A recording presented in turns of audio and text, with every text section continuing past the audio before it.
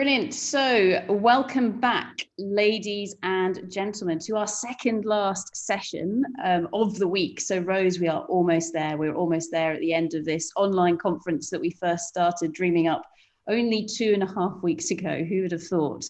And I think now we've got approximately 500 people who have signed up or have been watching us in various different manners. So thank you very, very much to everybody who's been supporting us.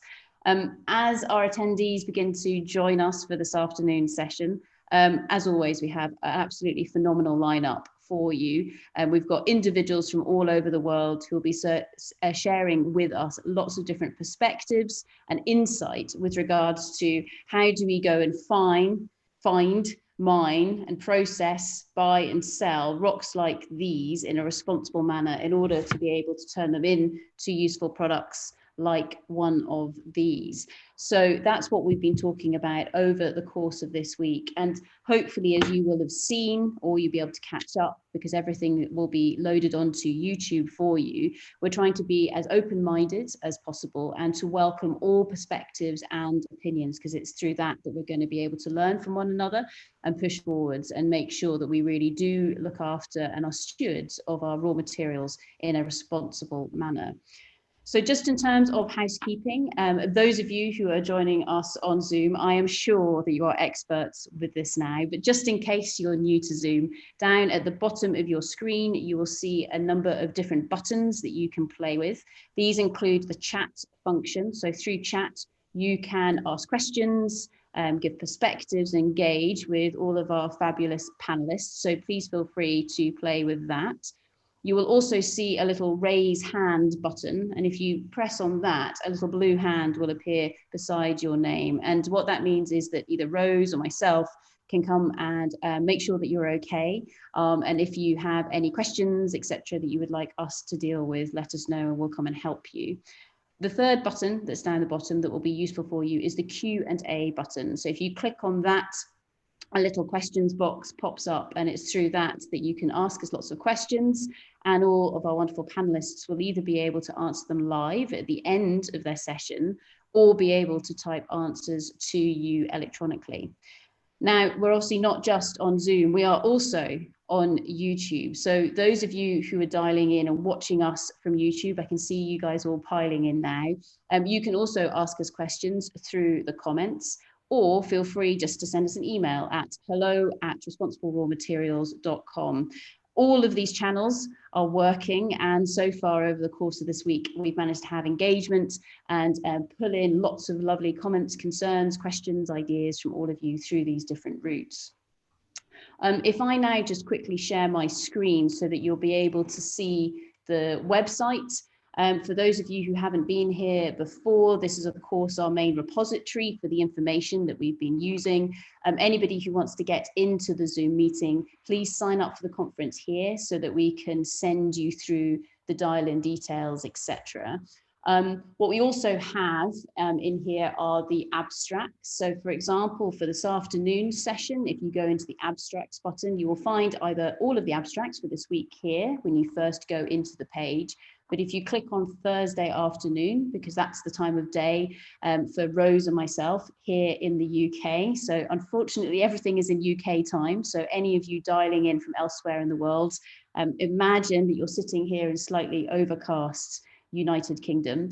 If you click on Thursday afternoon, you will see that all of the talks that are then selected are the ones that will be going through this afternoon. So take a good look at some of these. And for example, if I just click on, so Joel is one of our early speakers that we have on this afternoon. So if I click on his abstract, you'll be able to see some background to what he will be talking about together with his biography. So you will be able to see all of the wonderful credentials of Joel himself.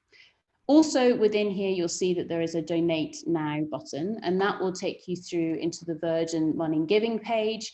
And because we're running this conference for free, we're asking that any voluntary donations be posted straight through to here so they can go straight off to some of the charities that we have selected, all of whom do great work in the world of raw materials and also with regards to COVID-19. So please be aware of that. Final thing to mention with regards to the website as a whole is if you go over to the right-hand side and into more, you will see that we are gently building a learning materials page. And it's on here that we're beginning to link lots of lovely materials, and they might be learning materials, they might be all kinds of other forms of engagement that we're beginning to put onto this page that our different speakers are mentioning. This will be very much updated next week when we come out the far side of this conference, so it will be easier to navigate. But for example, at the moment, you can see we've got links through to the Geological Society, the Raw Materials Observatory, etc., etc. So if we're missing something, feel free to tell us and we'll be able to add that on there. Finally, before I pass across to our first wonderful speaker, just to introduce myself. So my name is Dr. Sarah Gordon, and together with the lovely Rose Clark. Rose, do you want to give us a wave? Fantastic. So together with Rose and a whole host of other fabulous volunteers, we put together this conference for you this week. And we've been really, truly delighted in all of your brilliant comments. So thank you so much for that. As mentioned earlier on, we're not affiliated with any organisation. There have been a number of organisations who have kindly provided us with some sponsorship to run this week, but this is meant to be an open platform through which we can share as many different ideas and perspectives as possible. So with that, ladies and gentlemen, I'm going to come to the wonderful Nick. So Nick, if you want to unmute your microphone now and begin to share those slides for us. So that we can pass across to Nick, and Nick can give us his insight with regards to metal supplies and demands in this time of COVID-19. And I'll let you introduce yourself, Nick, as well. Thank you very much. Okay, can you hear me? Can you see the screen? We can see you and we can hear Excellent. you, sir. Okay, well, I'm Nicholas Arndt. I'm Nick in this images.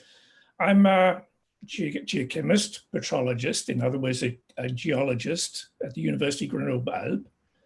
I'm also involved with a small company called SysProbe, and there we use the passive seismic technology to look for ore deposits, and involved with an H2020 program called Pacific, where we do the same thing.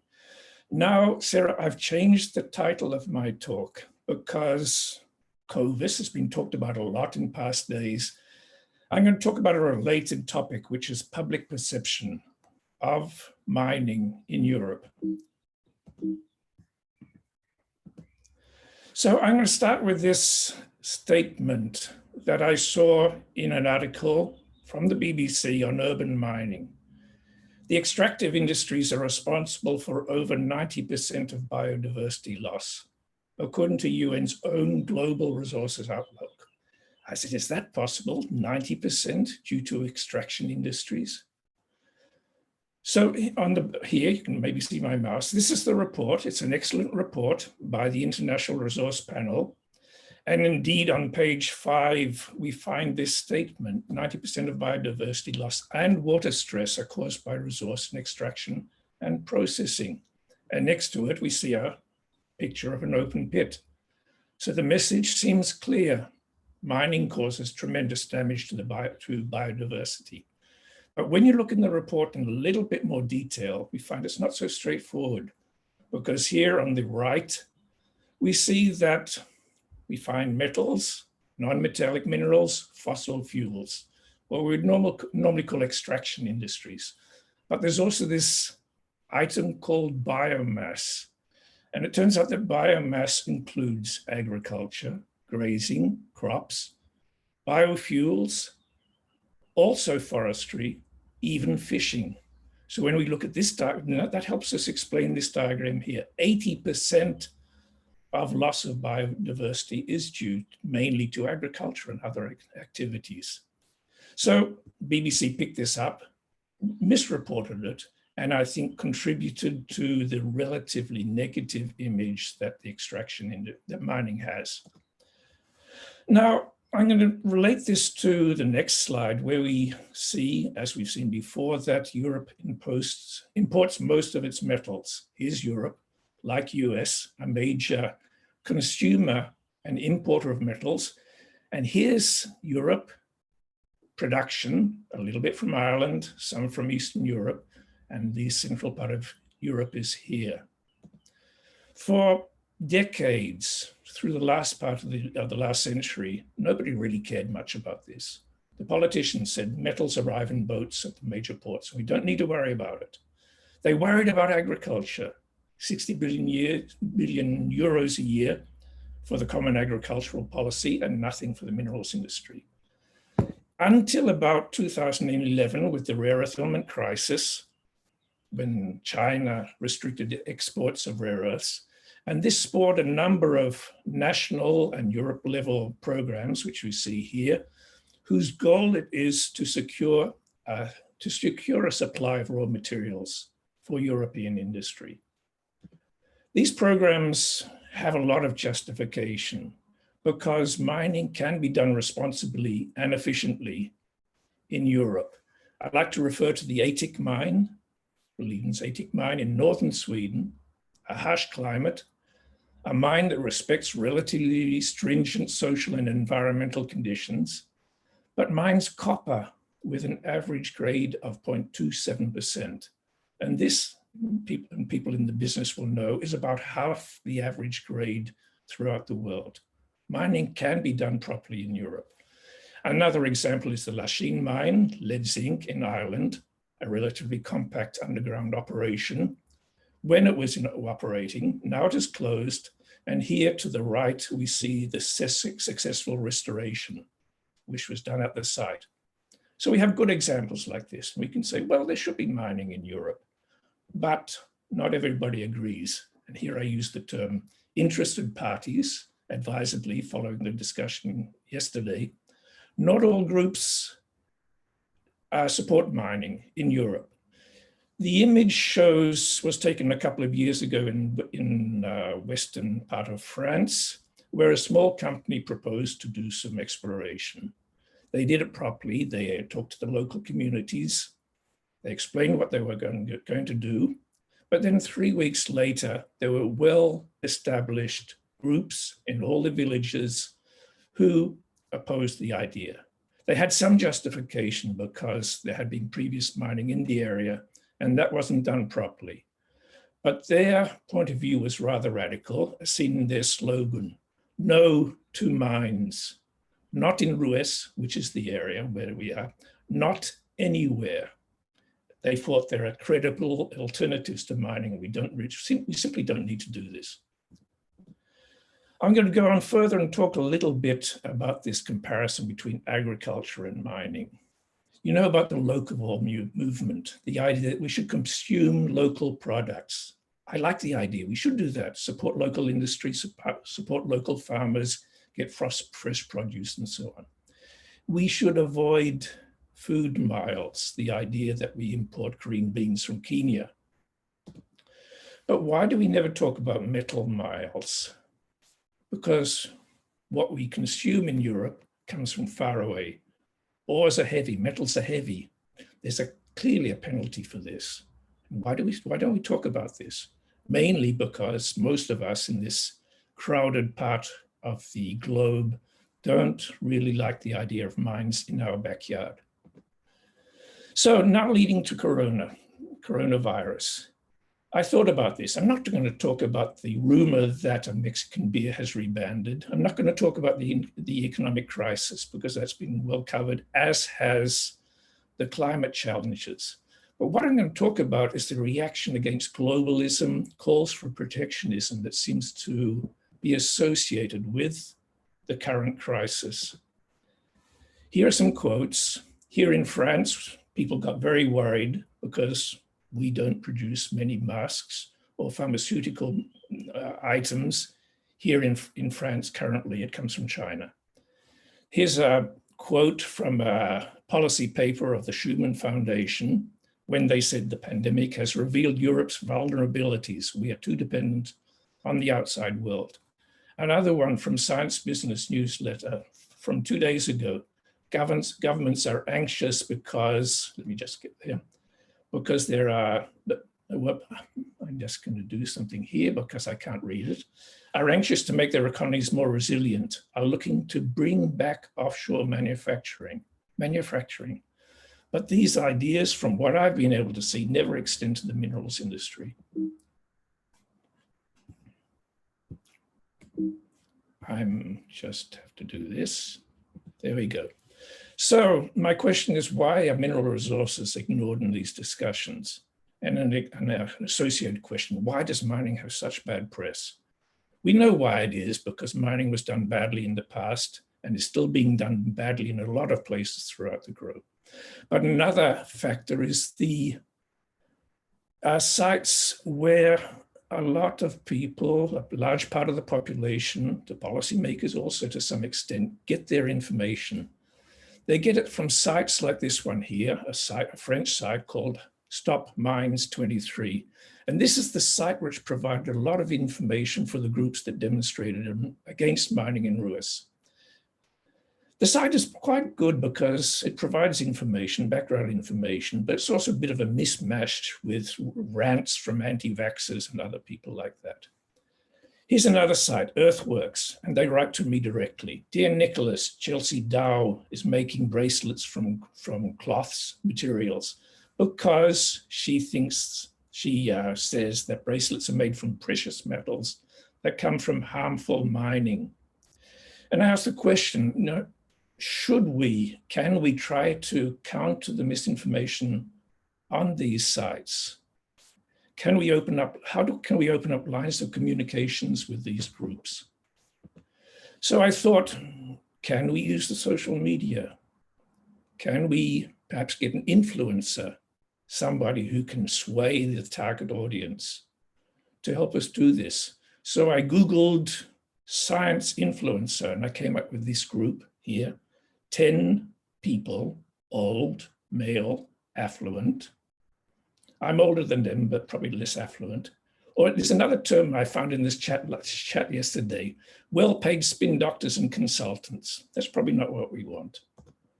Maybe we want somebody else like these people here. Dinah Cowan, physics girl who had too much pie for Thanksgiving. She has a very nice site. Brian Cox with over 3 million followers. Influential. But they talk about space, about exploration, about biological processes. They're not geologists. We probably need an earth scientist. Off to the right, we have Mika McKinnon, Canadian, a geophysicist. But Sarah, you'll be very pleased to see that she has a rock in her hand and a hand lens as well. Ian Stewart, a geologist. Now, I know him and I got in touch with him saying, what do you think? Would you be interested in having a program on this issue, mineral products, mineral supply for Europe, and the issues that are involved? And he has said yes. So maybe that's worth following up. And getting back to my first slide, this statement here.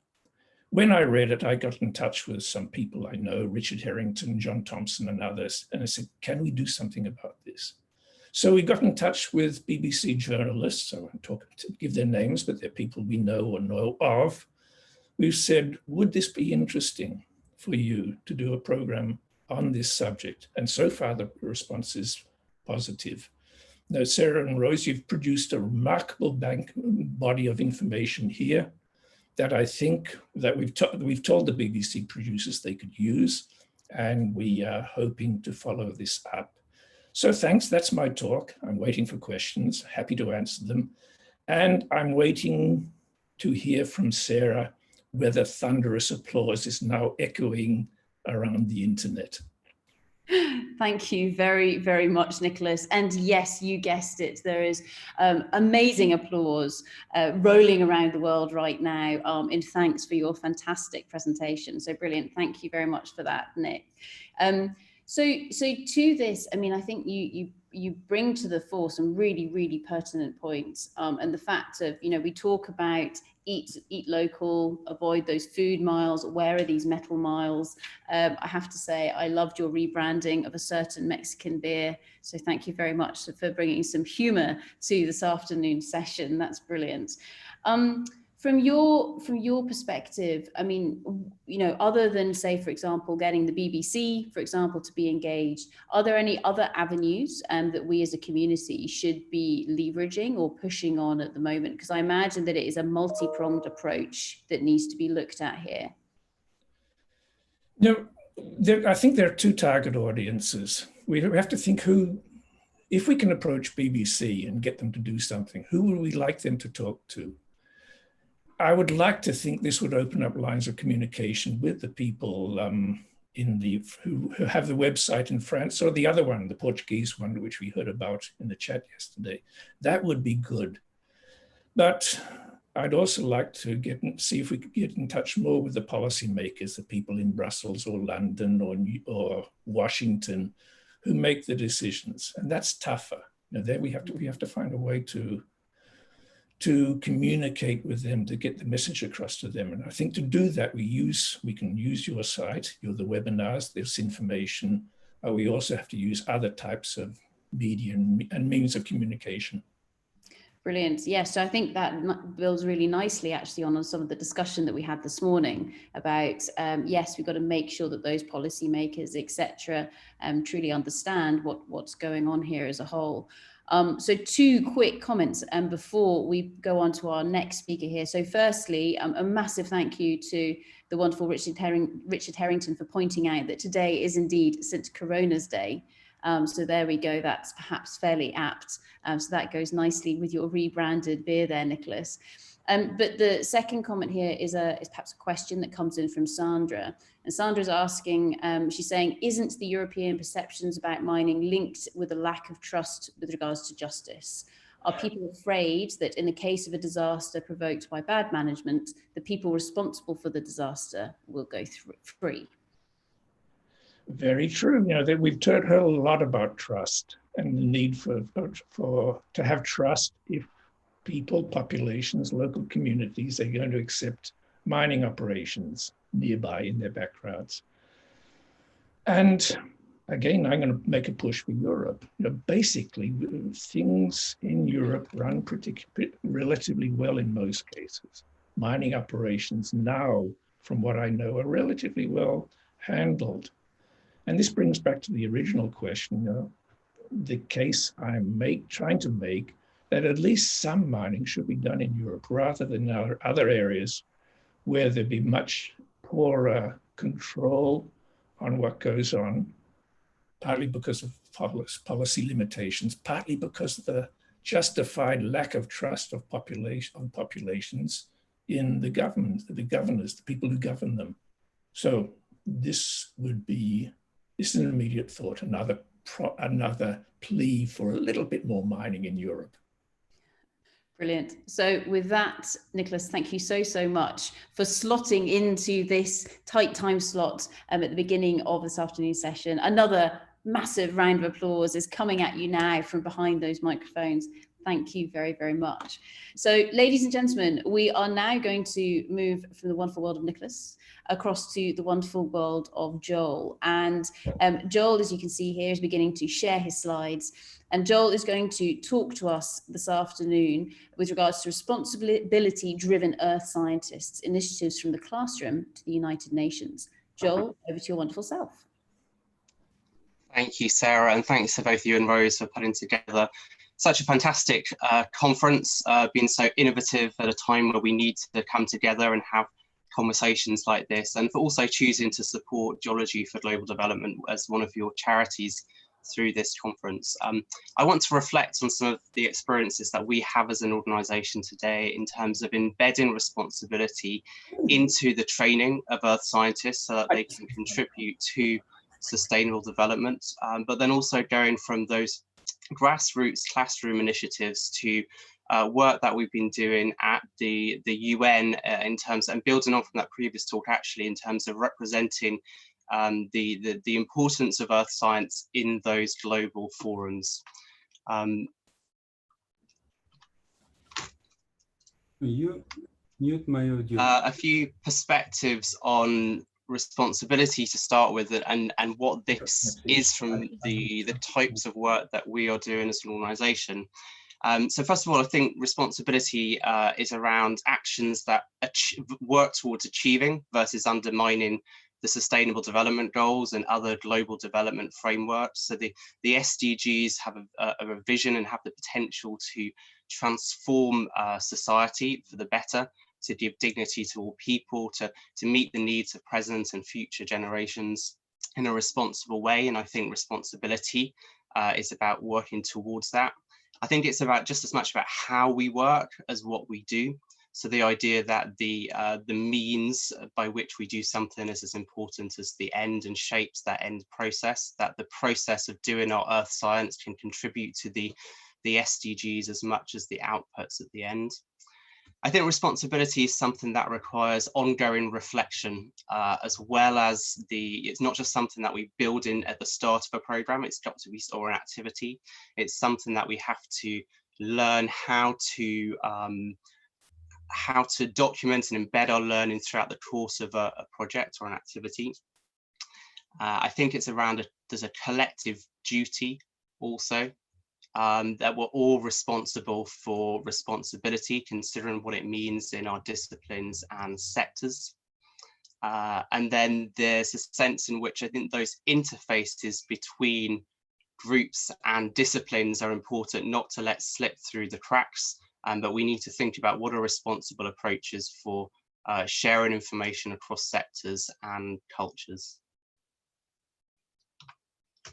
Our mission as an organisation is really underpinned by this sense of responsibility. So we work to champion the role of geology in sustainable development, mobilising and reshaping the earth science community to help deliver the UN Sustainable Development Goals.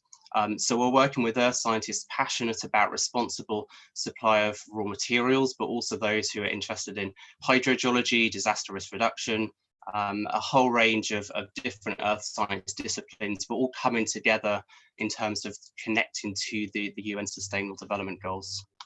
We run a number of different activities, so knowledge exchange activities, creating and disseminating resources related to earth science and sustainability, education and training programs, equipping geoscientists at all levels with the skills that they need to help deliver the SDGs, bursaries and international projects with a particular focus on strengthening earth science capacity in the global south, and global advocacy and influencing, so giving earth science a voice in the large global international meetings and diverse policy processes that are focused on sustainability. But it's two things, education and training and global advocacy and influence, that I want to focus on in this particular talk in terms of the need to embed responsibility and responsible approaches in the earth science community. There are lots of synergies between the themes that earth scientists study, the cognitive processes that are inherent in the training of an earth scientist, and the sustainable development agenda. And I think this poster produced by the Geological Society of London, which is freely available to download on their website, really captures the strong overlap between the Sustainable Development Goals and the work that we do as geoscientists, including through the responsible supply and management extraction of raw materials. Responsibility, part of that is having a strong technical understanding of geology and ensuring that we put good practice in our research, in our science, into the heart of this sector. But I think our responsibility also needs to go beyond that. And in terms of geoscience education, we need to think about how we integrate skills and tools that facilitate that ongoing reflection on responsible approaches. So things such as understanding the importance of social, cultural, economic, ethical, environmental factors relating to particular activities or projects. And it's not about becoming experts in all of these, but it's about building dialogue with those who are experts in these. It's about starting to have more interdisciplinary conversations. It's about starting to understand the types of data and approaches that these different groups use so that we can break down some of those barriers around language, terminology, discipline, when actually what's needed is a strong inter or transdisciplinary approach to tackling global challenges. Things such as soft skills, such as cross-cultural, cross-disciplinary communication, diplomacy, the ability to engage with the community, underpin responsible engagement at those key interfaces where earth scientists meet the public or earth scientists meet policymakers. One of my greatest frustrations as an earth scientist was going through my training where I was particularly interested in natural hazards. And I knew that in the university, there were other people interested in the same thing, but in the architecture department, the social science department, the engineering department, but we never came together to explore how we share learning and methods and approaches together. So I think part of reshaping geoscience education is right at the start of an earth scientist training, bringing them together with others who are interested in the responsible supply of raw materials, anthropologists, sociologists, engineers, and teaching them how to have good interdisciplinary conversations so that those skills become part of the norm and the culture of being an earth scientist.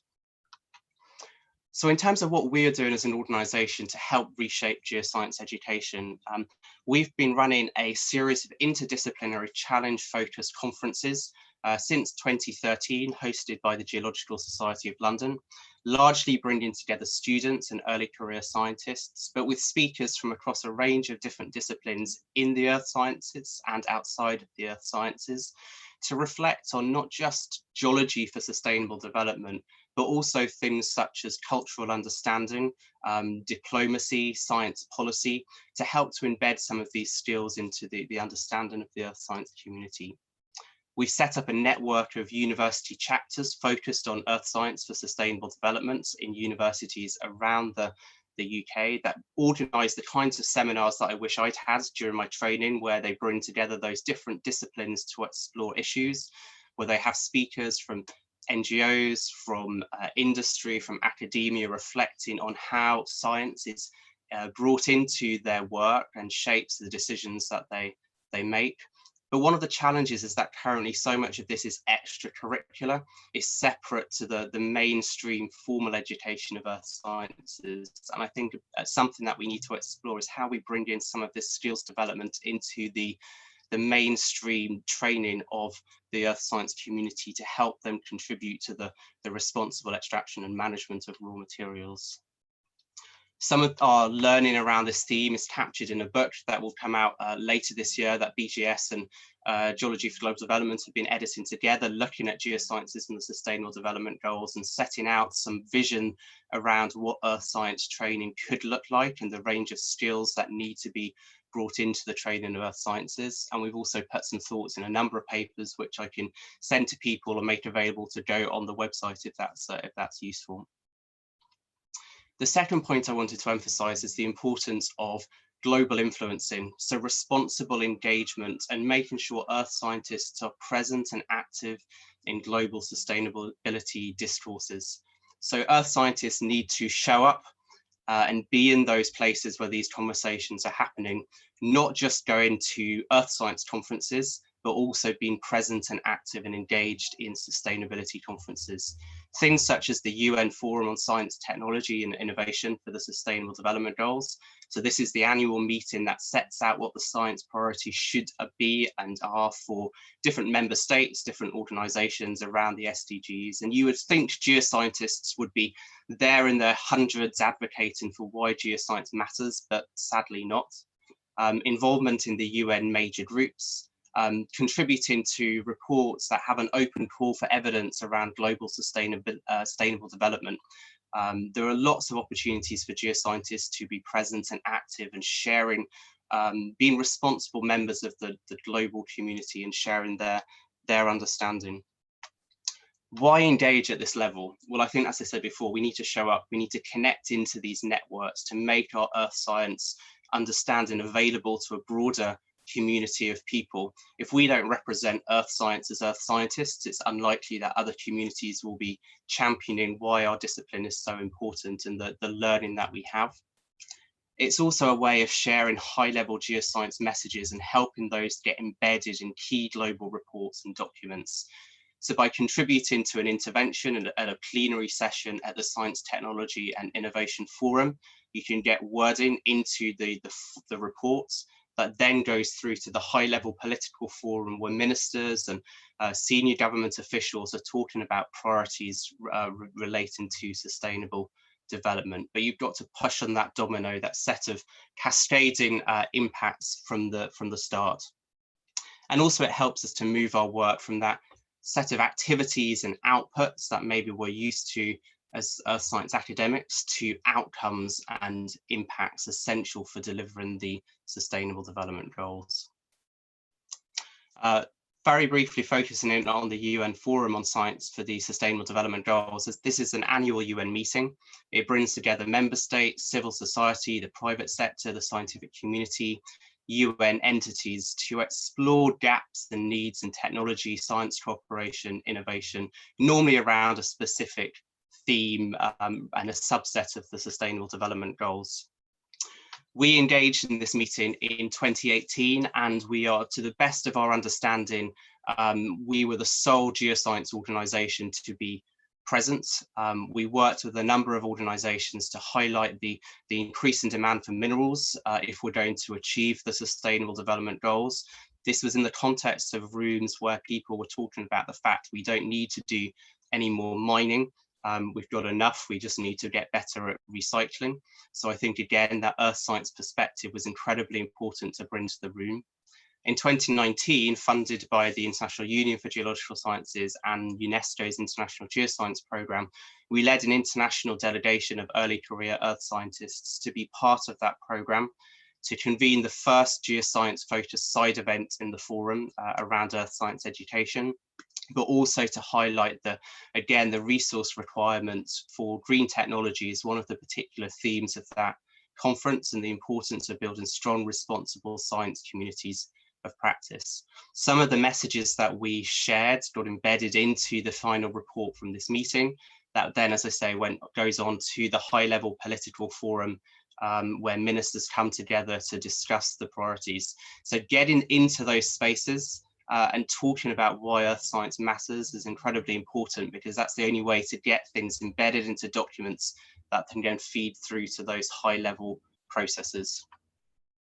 Our learning to date is that to do this, you need to build coalitions, partnerships to construct interdisciplinary interventions. Earth science is important, but I think as conferences such as this one demonstrates, it's bringing together different sectors to put together clear interdisciplinary messages that really captures the attention of policymakers. It's important to be proactive, to monitor UN pages, to look for calls for evidence and submit our ideas and understanding. Think about the language, the resolution of information that's required. Nice, clear, Creative Commons images are very rapidly picked up if they communicate the message effectively. And then also think about the evidence that connects outputs to outcomes and impacts. How are the SDGs going to be delivered through the work that we're speaking about here? Earth scientists are critical to achieving the SDGs, but business as usual isn't going to be sufficient to do that. And I think for the earth science community, we need to recognize that applies to us as a discipline. We need to evolve and adapt to enhance the relevance of our contribution. There are many different ways we do this, but for us as an organization, and the talk I want to reflect on today, it's about trying to embed skills into the training of earth scientists to enable them to be responsible members of the global sustainability community, and being present and active in those global sustainability discussions so that we can make sure earth science is represented. There's some further reading here that you can pause your video and look at the slides and go look for some papers, but otherwise, thank you very much for your attention. Beautiful. Thank you so much, Joel. And yes, as per usual, you can hear that fantastic applause ringing out around the world from behind those microphones. That was absolutely fantastic. You mentioned one of the kind of key takeaways, I guess, for me from your talk just now was around we need to show up to these meetings. So I guess there's, so number one is show up. And then secondly is perhaps know what to say or how to say it, which is underpinned by everything you've been saying around your skills. Are there any hints or tips that you can share with us with regards to either what to say or how to say it when you find yourself in a room where you realize that actually there are perhaps some misunderstandings? I think this is, again, where coalitions come in incredibly important.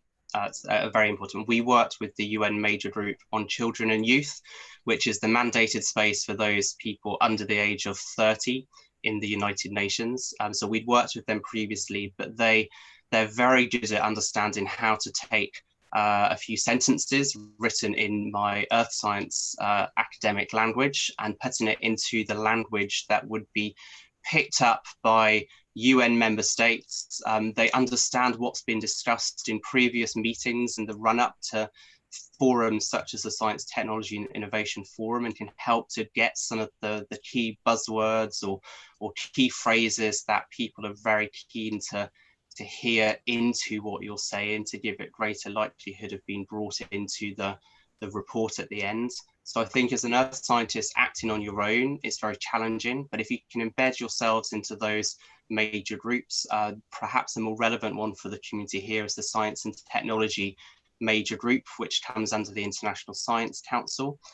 So again, working with groups such as that, I think help to give us an understanding of the language that we need to use in order to be more persuasive in the talks or contributions that we make.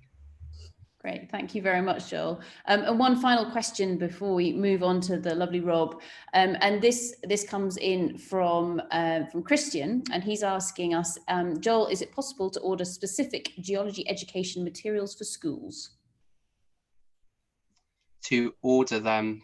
Yeah, so is it possible to order geological information and material that can be used to teach children in schools? Yeah, I mean, I think there are some existing websites that have a fantastic range of stuff. So the Geological Society of London has some great resources there. There's a great initiative, the Earth Learning, I think it's Earth Learning Ideas, which put together a weekly or a fortnightly description of an activity that can be taken into schools to help discuss ideas around earth science. And so I think there are some brilliant websites out there already with freely available content. Brilliant. Thank you very much, Joel. So ladies and gentlemen, put your hands together once more to thank the fantastic Joel Gill. Brilliant. Thanks, Joel. So now what we're going to do is we are going to go across to Cornwall, which is I suspect where you are. Is that right, Rob? Are you down in Cornwall or are you closer to London?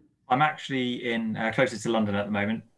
Yeah, just in Kent. So, but I think same cloudy weather as Cornwall probably, so feels at home. Brilliant. Well, thank you very much, Rob. So as you can see here, Rob has managed to share his slides like a true professional. And Rob's going to talk to us about harmonizing environmental performance calculations for battery metals. Rob, take it away. Great.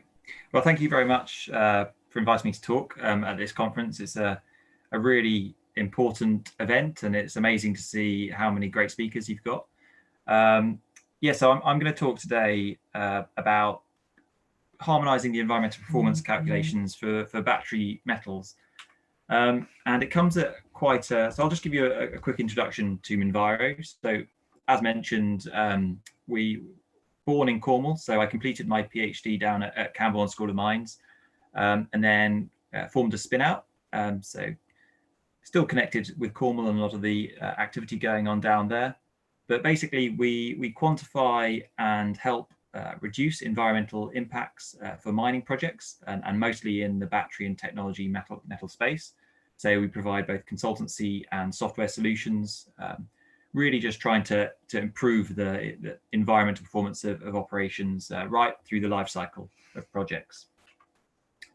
So I'm not sure how many people have come across the recently published World Bank report highlighting the demand increase for metals going forward to 2050 for the transition to the low carbon economy. But I'd like to highlight the responsibility that we have as geoscientists in this space. So traditionally, the embodied impacts of, say, a conventional combustion vehicle have been pretty consistent through the life of the vehicle. And that's obviously emissions out of the tailpipe. But as we transition to electric vehicles, and this is true as well for renewable energy technologies, solar panels, wind turbines, a lot of the impacts are actually during the extraction phase. And so we've got to make sure that we are extracting these materials in the most responsible way possible to ensure that we're not offsetting the benefits of the technology that's occurring downstream. So that's what this graphic is highlighting here.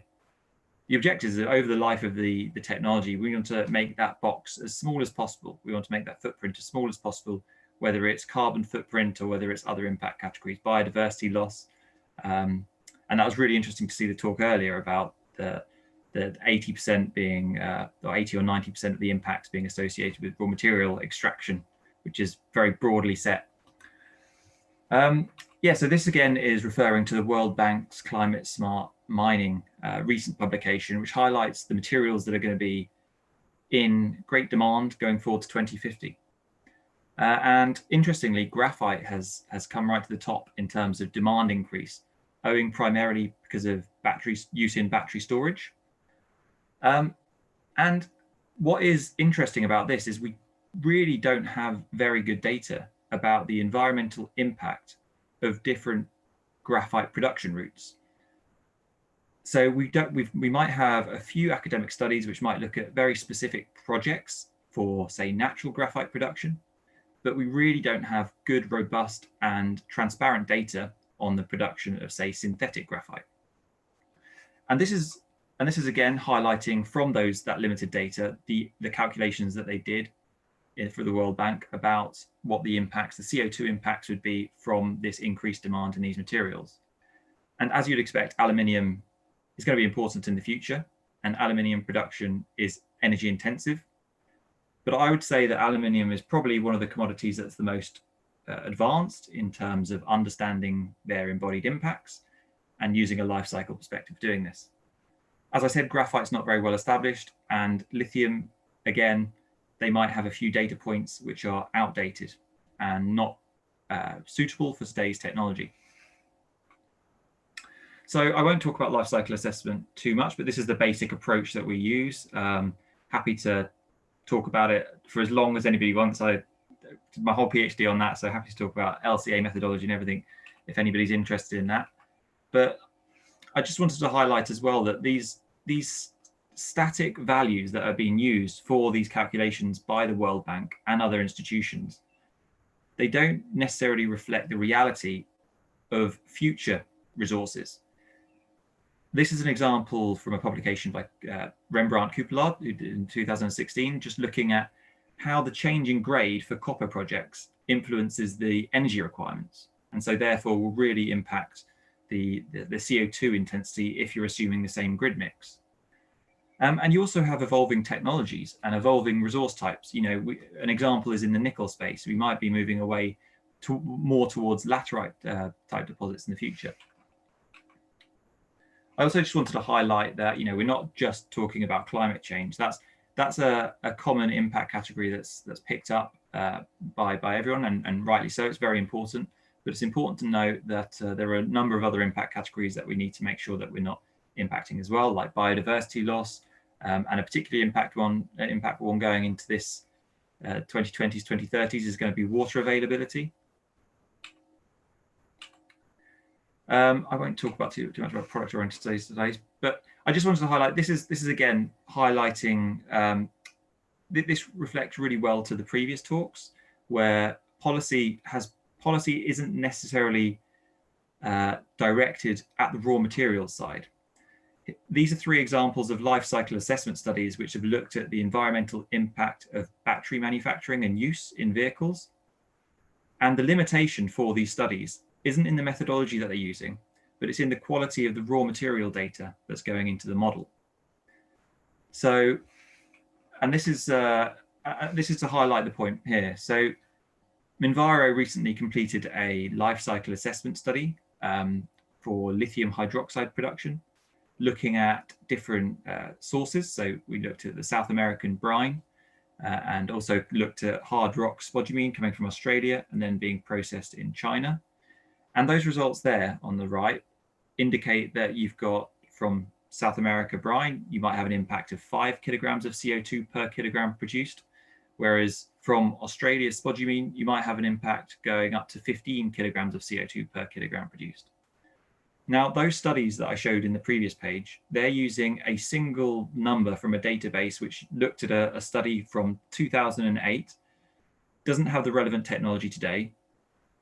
Now, is it fair to use that one value for future LCA studies when we're looking at battery manufacturing?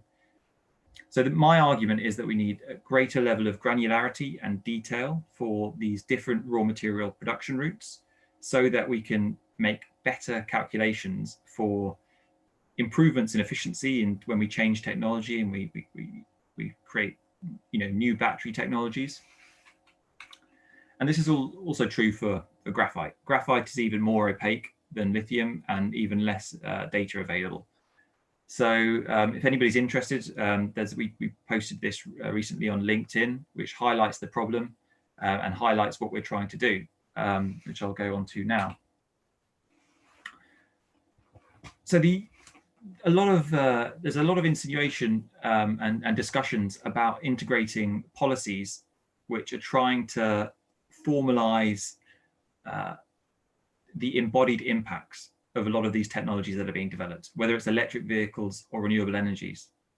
But the reality is our current understanding of the impacts of different raw material production routes is not sufficient to be able to do these, to actually adopt these policies. And one of the main challenges is that we don't have frameworks for how we can consistently carry out these life cycle assessments for particular commodities.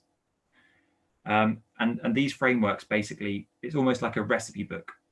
So when you're carrying out life cycle assessment, you have to make sure that you're being consistent from one project to another project. You're making the same assumptions, you're using the same data sources and system boundaries, and that ensures a fair comparison. So this is what Minviro is really focusing on at the moment. This is an example in the lithium space. So we're working together with a number of stakeholders in the lithium supply chain and other commodity supply chain. So talking right from the miners, right through to the processing companies, and right through to the anode, maybe the battery manufacturers, and right through to the car manufacturers as well. And once we've done this, we're able to have a framework where we can correctly carry out these life cycle assessments and have robust data which we can put into these bigger life cycle assessment modules for battery manufacturing. And we're doing this for other technology metals like lithium, graphite, rare earths, and cobalt initially. And I think this is an important step if we're going to improve the accuracy of the environmental profile of these different product creations.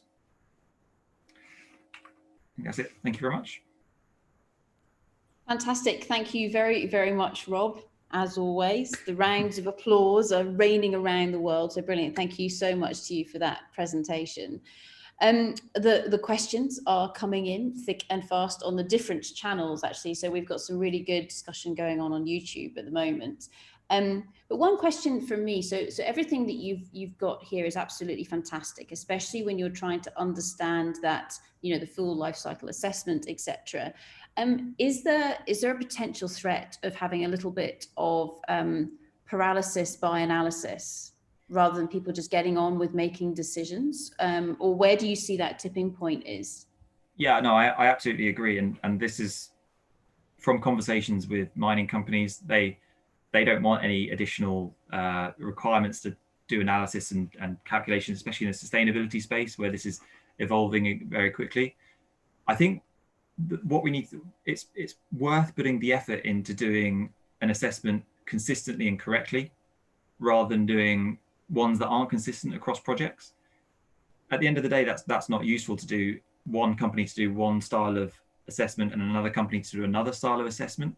Mm-hmm. Using different assumptions, because then you haven't got any clarity of what is a better approach and what is not a better approach, and then that information can't be used downstream because it's not consistent.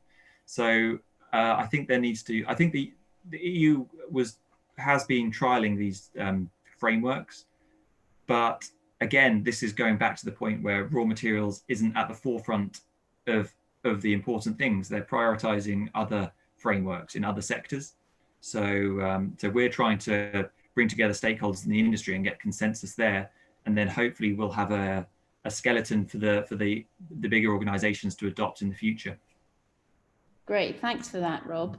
And so is that something there where, I mean, as you mentioned, and also Joel was alluding to this as well, there are a number of perhaps policies, frameworks, funding initiatives that are talking about responsibility, but they forget about where the raw material comes from as a whole. Is that something here where you're very much involved in making sure that there is the input into that more circular economy? Yeah, absolutely. I think the priority, an example is, say, equipment manufacturers. They've always had a priority of just getting the material that they need for manufacturing. But it's now, there's more and more pressure all the time for them to actually understand the embodied impact of their supply chain. And they're stumbling as much as anyone else to understand the impacts of the raw of the mine and then the rest of the supply chain. So I think there's going to be a lot of stakeholders that are going to have to work together to try and uncover this and create a consistent methodology. Brilliant. Thank you very much for that, Rob. Now, we've got a couple of fantastic questions that are coming in for you. And so the first one comes from Fernando, and Fernando's asking, have you looked into the impact of neodymium magnets? Yes, I actually does my PhD research was on rare earth, so that's quite well suited. But I only went up to the rare earth oxide formation. So it is very interesting, the area of rare earth production, and there are certain impact categories that will probably grab the attention more than others. And an example is radioactivity issues associated with certain deposit types.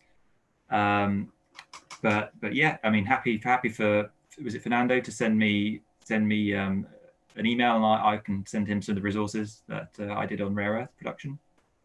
Brilliant. And we're assuming that wasn't a planted question that came. No, it was a nice question. Yeah. And actually, with regards to what you're alluding to there in terms of perhaps radioactivity in certain deposit types, we've had a number of talks earlier on this week. For example, Catherine Goodenough's talk yesterday that spoke about some of those aspects, which is great.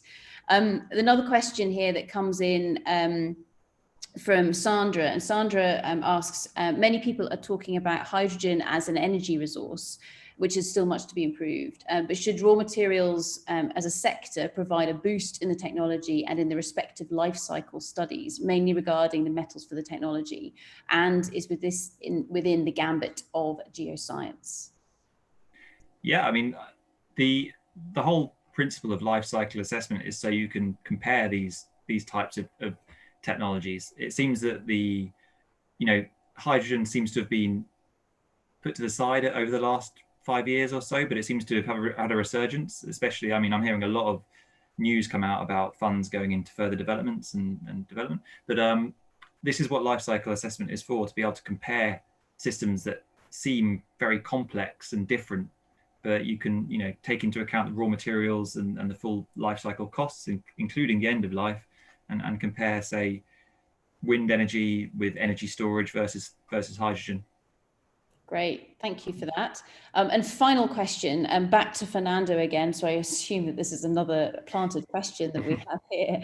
And Fernando asks, what is your opinion with regards to the new report of the Transport and Environment saying that the electric vehicles are 3 times less polluting than ICEs?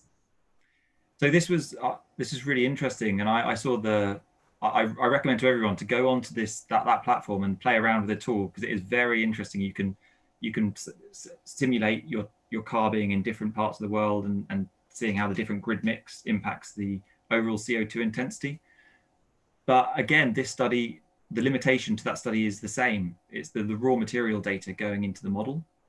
That is the limitation, and it's not the quality of the data isn't consistent for each commodity.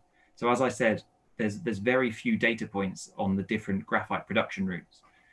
Whereas aluminium, there's a really good industry association who really spends a lot of money and resources on understanding it. Fantastic. Thank you very much for that, Rob. And you will see within the Q&As that there is lots of room for you to type additional answers in there as well. So please, ladies and gentlemen, put your hands together for another round of applause, or virtual round of applause, for the fantastic Rob Pell. Brilliant. Thanks very much, Rob. If you could just stop sharing your screen now. So now, ladies and gentlemen, we're going to go from that fabulous world of understanding what the total impact might be throughout that life cycle of a particular resource into the world of tin. And as you can see here, Stephen is going to talk to us just now about responsible sourcing of tin, as he works from the International Tin Association. Yes, Stephen, if you are there and unmuted, take it away, please, sir. Stephen, I think you're still on mute. And if you're struggling, just wave at us. There we go. Can you hear me now? We can hear you now. Perfect. Thanks, Stephen. Thanks, Sarah. Thanks, Rose. Thanks for giving me the opportunity to talk at the conference. My presentation this afternoon is going to look at responsible tin sourcing in the context of the ITA and its members.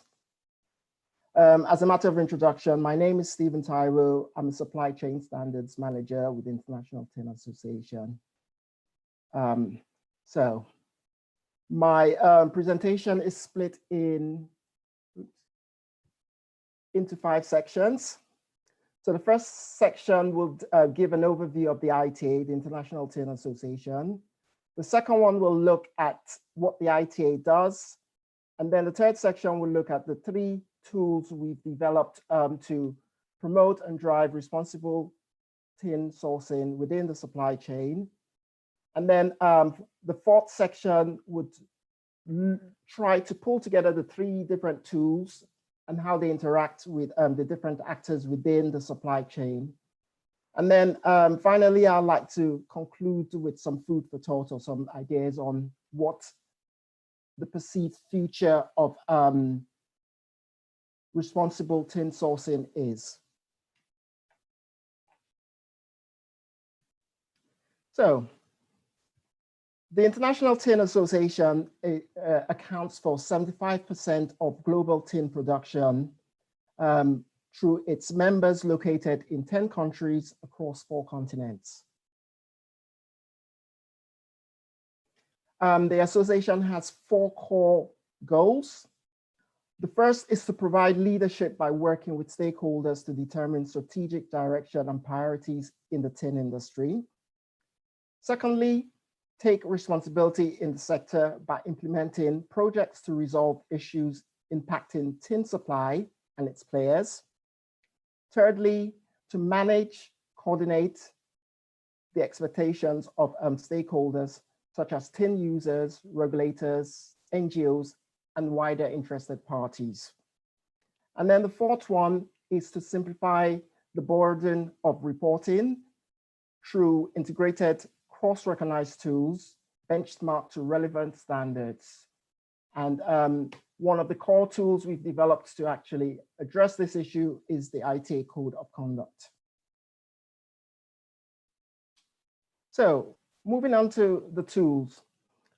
The first tool I'm going to look at is the ISKI program, which is an upstream due diligence tool aimed at addressing conflict financing, human rights abuses, and other risks such as bribery in the mineral supply chain. It's a joint industry initiative of governmental authorities, companies, and civil society and civil organizations. ISKI is implemented in 4 supply countries, and these 4 countries are the DRC, Rwanda, Burundi, and Uganda.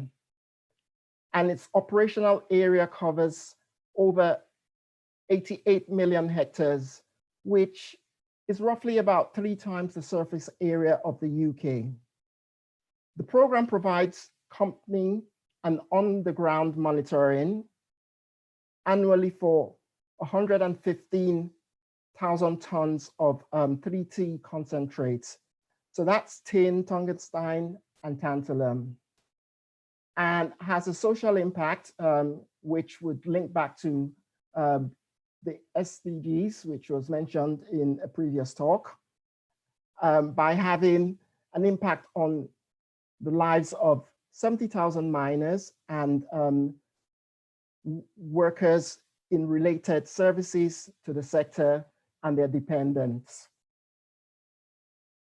So the next tool, which is the second ITA tool, is the due diligence assessment criteria. So the due diligence assessment criteria was developed through a joint partnership between the ITA and Responsible Minerals Initiative, the RMI. So both of these organizations share a common objective to encourage and promote responsible production, trade, and sourcing within the tin value chain. The ITA concentrates on the upstream aspects, and the RMI has an active foothold within the downstream aspect side of the supply chain. The joint partnership with the RMI was to ensure an outcome of an assessment tool that reflected a common upstream, downstream understanding and interpretation of the OECD due diligence guidance. It also was developed so it translated the OECD guidance into auditable, concise, clear language to prevent misunderstanding between auditors and auditees. And it is developed so it's recognized and aligned with the OECD requirements, subject to official assessment by the OECD, as we're currently looking at working with the OECD to get it assessed and recognized. It's also developed so it's recognized and supports participants in conforming with regulatory requirements and other requirements such as Dodd-Frank, the EU mineral regulations, and the LME responsible sourcing requirements. The tool could either be assured via the RMI approach, which is an ISO approach, or the ITA approach, which is an ISA 3000 approach. And then the third and final tool is the ITA Code of Conduct. So the ITA Code of Conduct came about as a result of the multiple requirements ITA members, so that's tin producers and smelters, were facing from requests for multiple information to demonstrate their responsible performance across the supply chain. And what tended to happen was generally requests came in different formats and often looked at different sectors of the ESG requirements. So sometimes the questionnaire was more environmental focused, or it could have been more social or governance focused. So the ITA decided to come up with a tool that actually pulled together all three requirements, all three ESG requirements within a single integrated report. The report consists of 10 principles, which are supported by 70 standards. And again, all these standards would help participants demonstrate how they meet the different requirements of the 17 SDG goals. The mode of measuring conformance is progressive, so it's not an outright pass or fail.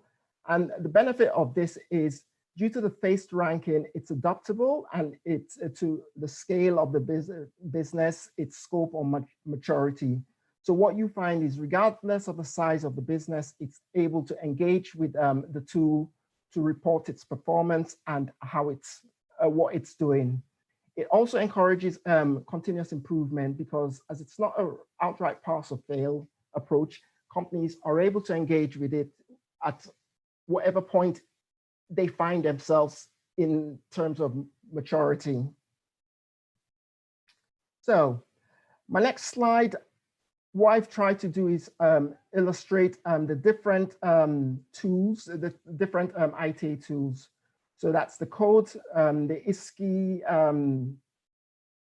due diligence program, and the due diligence assessment criteria, and try and show the interrelation between the different tools and the different sections of the supply chain. The red arrows illustrate what the tool specifies, and which actors could promote and support its use by specifying them in contracts. The gray arrows illustrate the coverage of the ITA code with sections in the broken line highlighting where we still have some work to do in terms of gaining buy-in and engagement. So generally that tends to be more with mineral traders, as we have a lot of work to do, as in we currently have not been able to get the engagement or the interest to get them to push responsible sourcing. It tends to be more driven downstream and upstream with that gap in traders. And whilst and then finally the green, different shades of green reflect the ISCI and the due diligence assessment criteria requirements. So to finish up my presentation, I just wanted to try to summarize what I believe and feel will be important points for the future of responsible tin sourcing going forward and look into the future. So for the foreseeable future, there's definitely going to be a need to address and respond to new legislative requirements for responsible trade until we reach such a point that governments and stakeholders are confident that the sector is doing what it needs to do, and there's no need for further legislation. Tin producers will also have to continue to respond to requirements from downstream, because downstream companies have to meet the requirements of their users, and other organizations such as the LME, which is the London Metal Exchange, who I think spoke earlier this week about their responsible sourcing tool, which is soon to come into force. Secondly, based on the work of the ISCI program in the DRC, there's cause to believe that from the experience in the DRC, the DRC should be in a position to continue producing safe and responsible tin.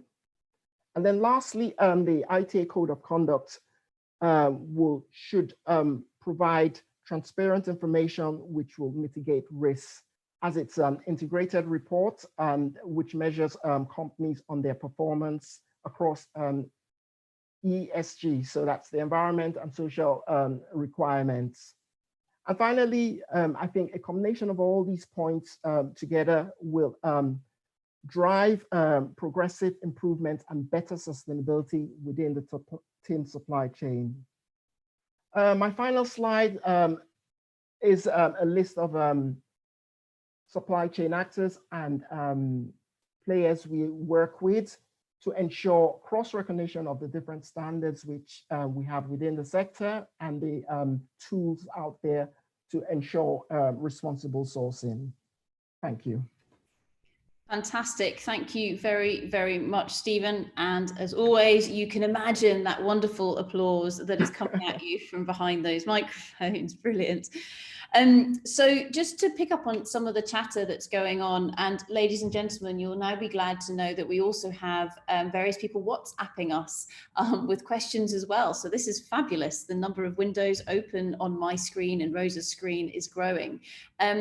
But Stephen, just to pick up on one of the points you made, and perhaps especially with regards to your some of your fantastic initiatives, and that was around where is the blocker in terms of getting this to work. And you mentioned the mineral traders not really wanting to engage with responsible sourcing. Do you want to expand on that slightly so we can understand it a bit better? Okay, so generally, and this is based on my experience, traders tend to be more driven by mineral prices. So it's what the price is today and what it's going to be tomorrow, and with less of a long-term focus. Whereas ideally, if they actually thought it through, the long-term sustainability of a mineral would determine its long-time viability and price. But again, I think it's something to do with the field, with the sector. Traders tend to not to be offensive, tend to burn out early because it's a high stress sector. So it's about coming into the sector and working, making your mark, making as much money as you can within a given time frame. And so there's a less of a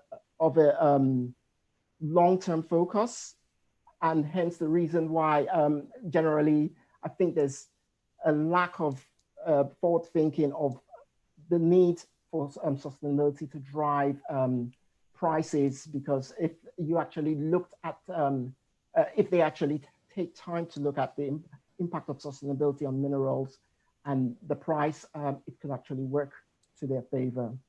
Just to add to that,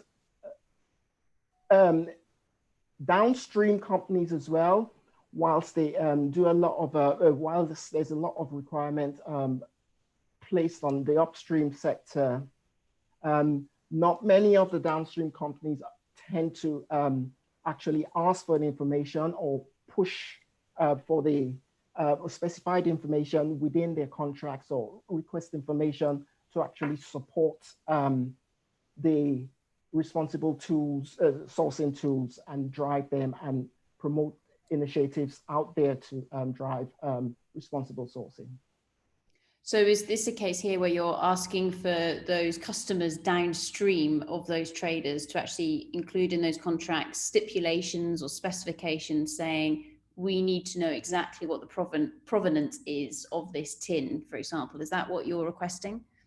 Absolutely. So that's what we're doing. And what we're doing is we also work with other partners in other metals, so like Responsible Steel, the LME, the OECD, to kind of like ensure our standards are cross-recognize each other, cross-reference each other. And then it also makes it easier for downstream companies to push them and promote them, because I think a fear could be, well, if this tool is limited and it doesn't have a wide coverage, then there might be limitations to wanting to push it or progress it or encourage it. So through collaboration across the supply chains, through metal associations and partners, we're hoping this should improve over time.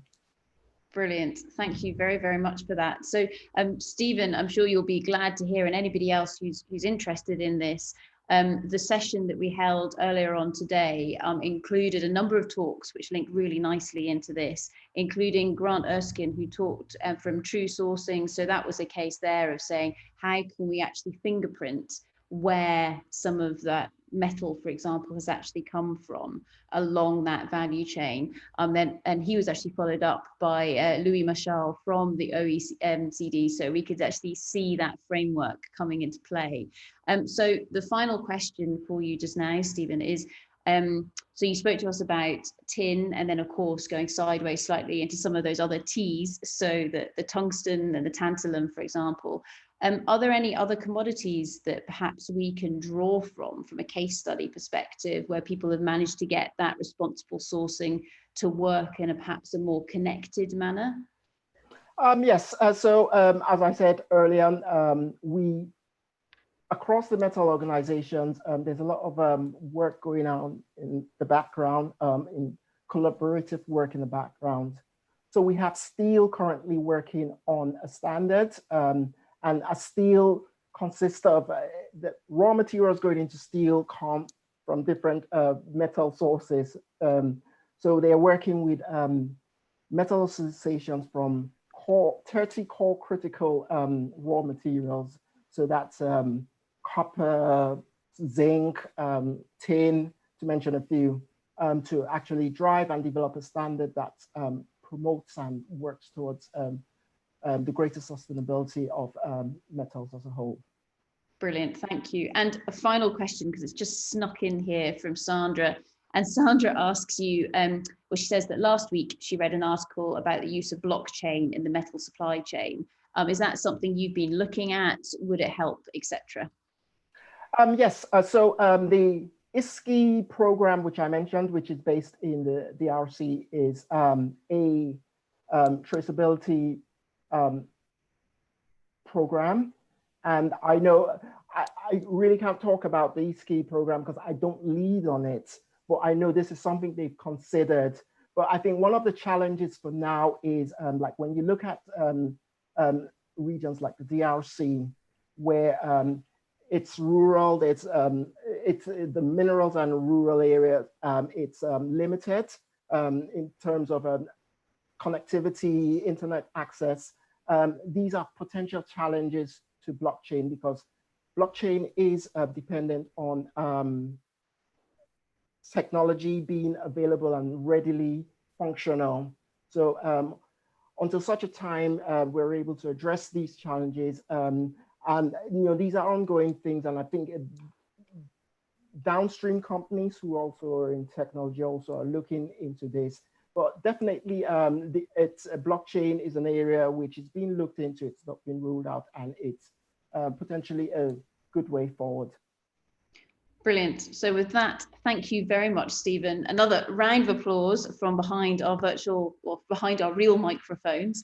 Thank you very, very much. And now, ladies and gentlemen, we are going to move to Ireland and to the wonderful Murray Hitzman, who's going to speak to us with some insight from the fantastic organization that is iCRAG. So Murray, I don't know if you have slides. There he goes. He's like a true pro. He's there sharing them for us.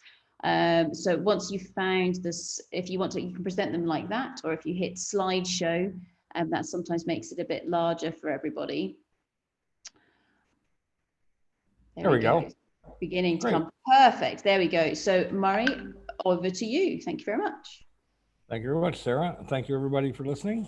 What I want to talk to you today about is research for responsible and sustainable mineral exploration and production. Whoops. Let me just see here. There we go. So first, to explain what iCRAG is, where I'm from, I'm the director of the Irish Center for Research in Applied Geosciences, and that is composed of 60 academics and 90 researchers, PhDs and postdocs, at 8 universities and research institutes across Ireland. We work with over 60 industry partners and with 5 state policy partners as well. So it's a large group, diverse in different places. The aims of iCRAG are to sustainably unlock natural resources. That includes obviously raw materials, the subject of this conference, but we also look at energy and water, both of which obviously also go into unlocking raw materials. We also look at Earth system change and how we get towards decarbonization going to the future.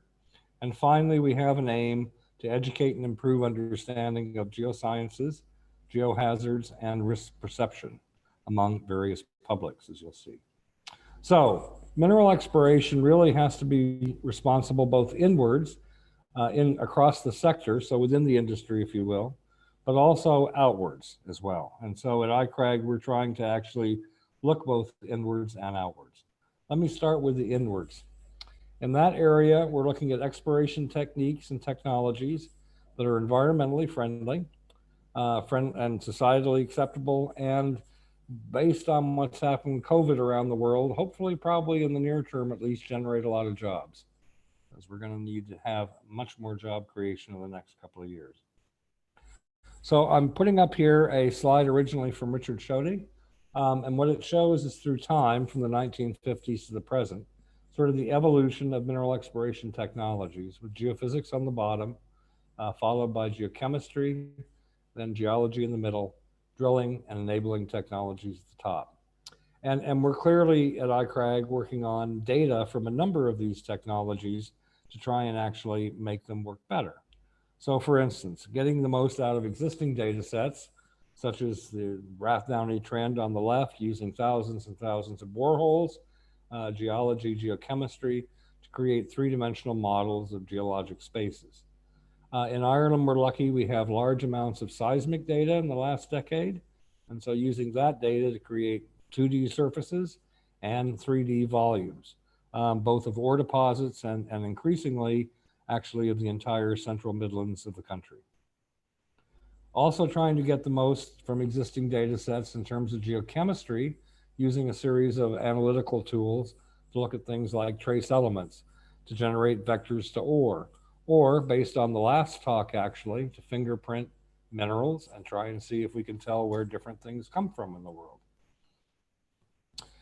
As well as actually working with sort of the existing technologies, ICRAG is also trying to work with developing new ones.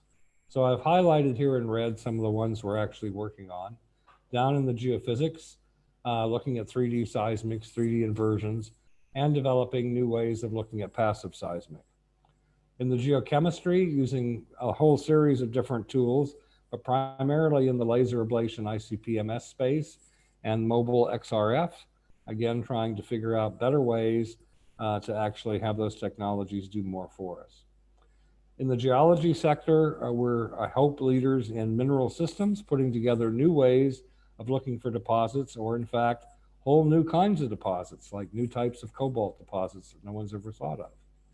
And in the enabling technologies, 3D software, but one that Richard didn't even have on his list, which is machine learning, which I think will be actually critical going forward in the future.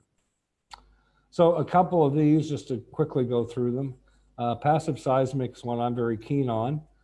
Seismic itself works great. Passive, there's plenty of energy in many parts of the world to actually get a signal. This data is from the Navan deposit. We're actually also working in Canada at the moment.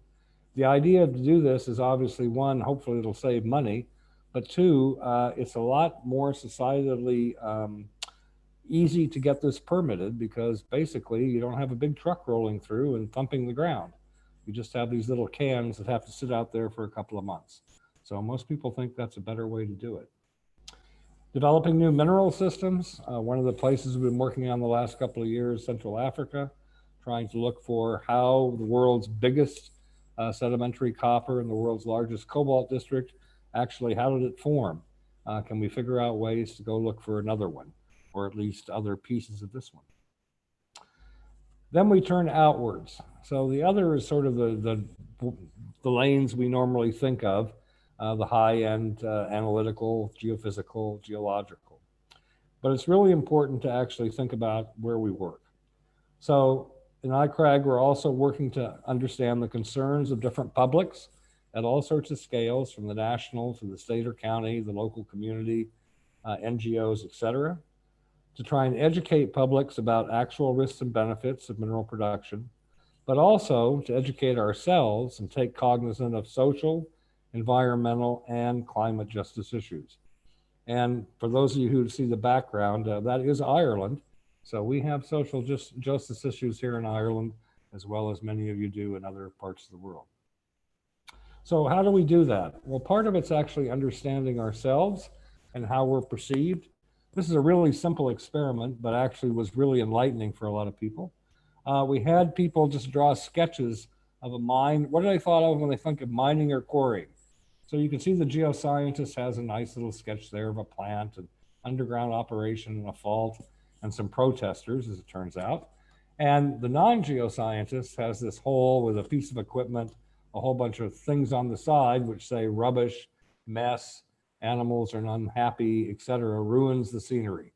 I think that gets across really very simply the dichotomy between different groups thinking about what we do.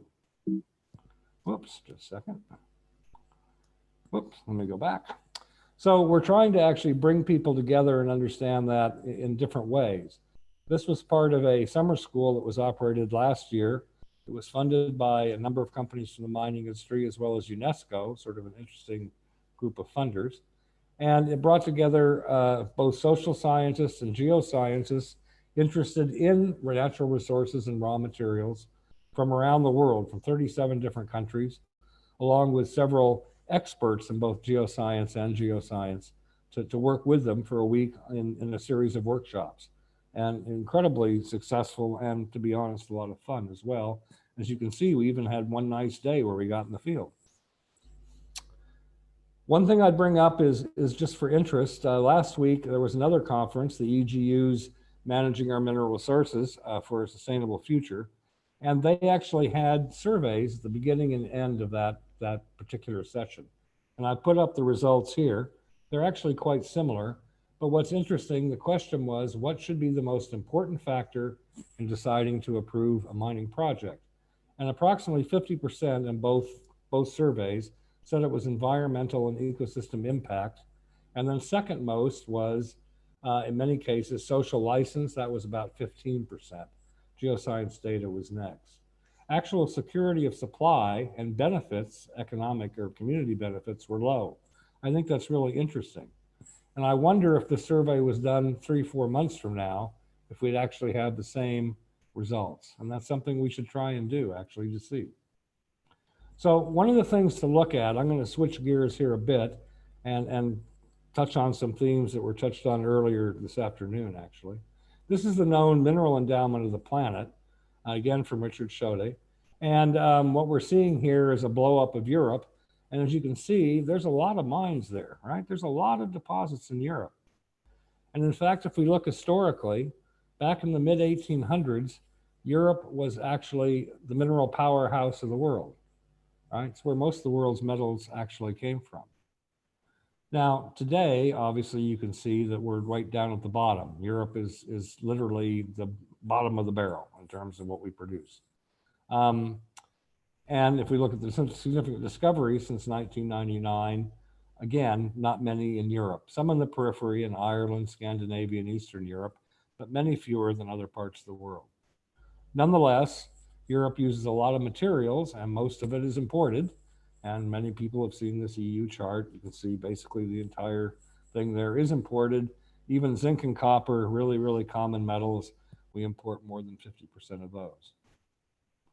So one of my questions is, we talk a lot in the last couple of months about curves flattening and unflattening. And I wonder going forward, as we look at supply chains and think about secure supply chains for all sorts of things, from ventilators to masks, maybe Europe will want to unflatten this curve and actually have it pull up so we can supply more of the materials we need internally. And I suspect other parts of the world will want to do the same. So I would expect to see sort of mineral nationalism come back throughout the world. If so, every place that does that, they really do need to think about responsible mineral exploration, production, and closure. What this conference is all about, right? So what this conference is all about to me is really essential and really timely, because I think the world is going to be thinking more about where we source our raw materials as we go forward. So that also brings us to the circular economy. Most of what I think about is commonly in the first part, but in reality, of course, there's waste all through. And all the wastes are actually just a material that we can treat just like the stuff that comes out of a mine. So we can use the same tools. Using the existing technologies we have, doing analytics or geophysics, to look at urban waste mining, right? How do I actually understand what's in a landfill? Geophysically, I'm probably going to do it, and also I'm going to take boreholes, and I'm going to do geochemistry to try and understand that. And so we're working on that aspect as well. So in conclusion, scientific and social research into more economic, more sustainable, more acceptable methods of mineral exploration, production, and closure is required for responsible mineral exploration and mining. But one of the things I think that is important to note going forward, traditionally much of this in academia, at least in the North American sense, and even certainly here in Ireland, a lot of it's been funded by industry. Going forward, I think it's going to have to be a joint project between industry and government. Thank you very much. Brilliant, absolutely fantastic, Murray, as always. And yes, you can imagine that fantastic applause ringing around the world for you as a whole. As the questions come through, Murray, if I can go back to that poll that you showed from EGU, so the EGU conference last week, and just to, I guess, just to explain to everybody, so this conference is primarily attended by geoscientists. It is a European conference, but of course people do attend from around the world. And I'm acutely aware that there are lots of people on the conference here today who have more to do with EGU than I do myself. But this poll I find fascinating.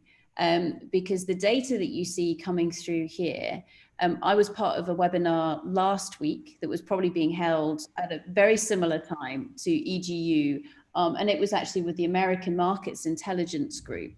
And the majority of people on that call were from the Americas, so be it North America or South America. And we got a very, very different picture coming back from that poll. What was it? What was the picture you saw? So the picture that we saw put communities being the most important factor. So I was just wondering, Murray, from your perspective, do you think that the differences in the results from this poll coming back are either due to the differences in the context between Europe and, say, Latin America, and do you think it's because we're actually interpreting what those words mean and the scope of those different areas in a different way? What do you think? Both. So I think, no, there's elements of both in it. So clearly the experience in the Americas where I've come from is we are very, very aware of the community issues because they've influenced so many projects. And so we're aware of it both at the industry side and the NGO side and the government side, right?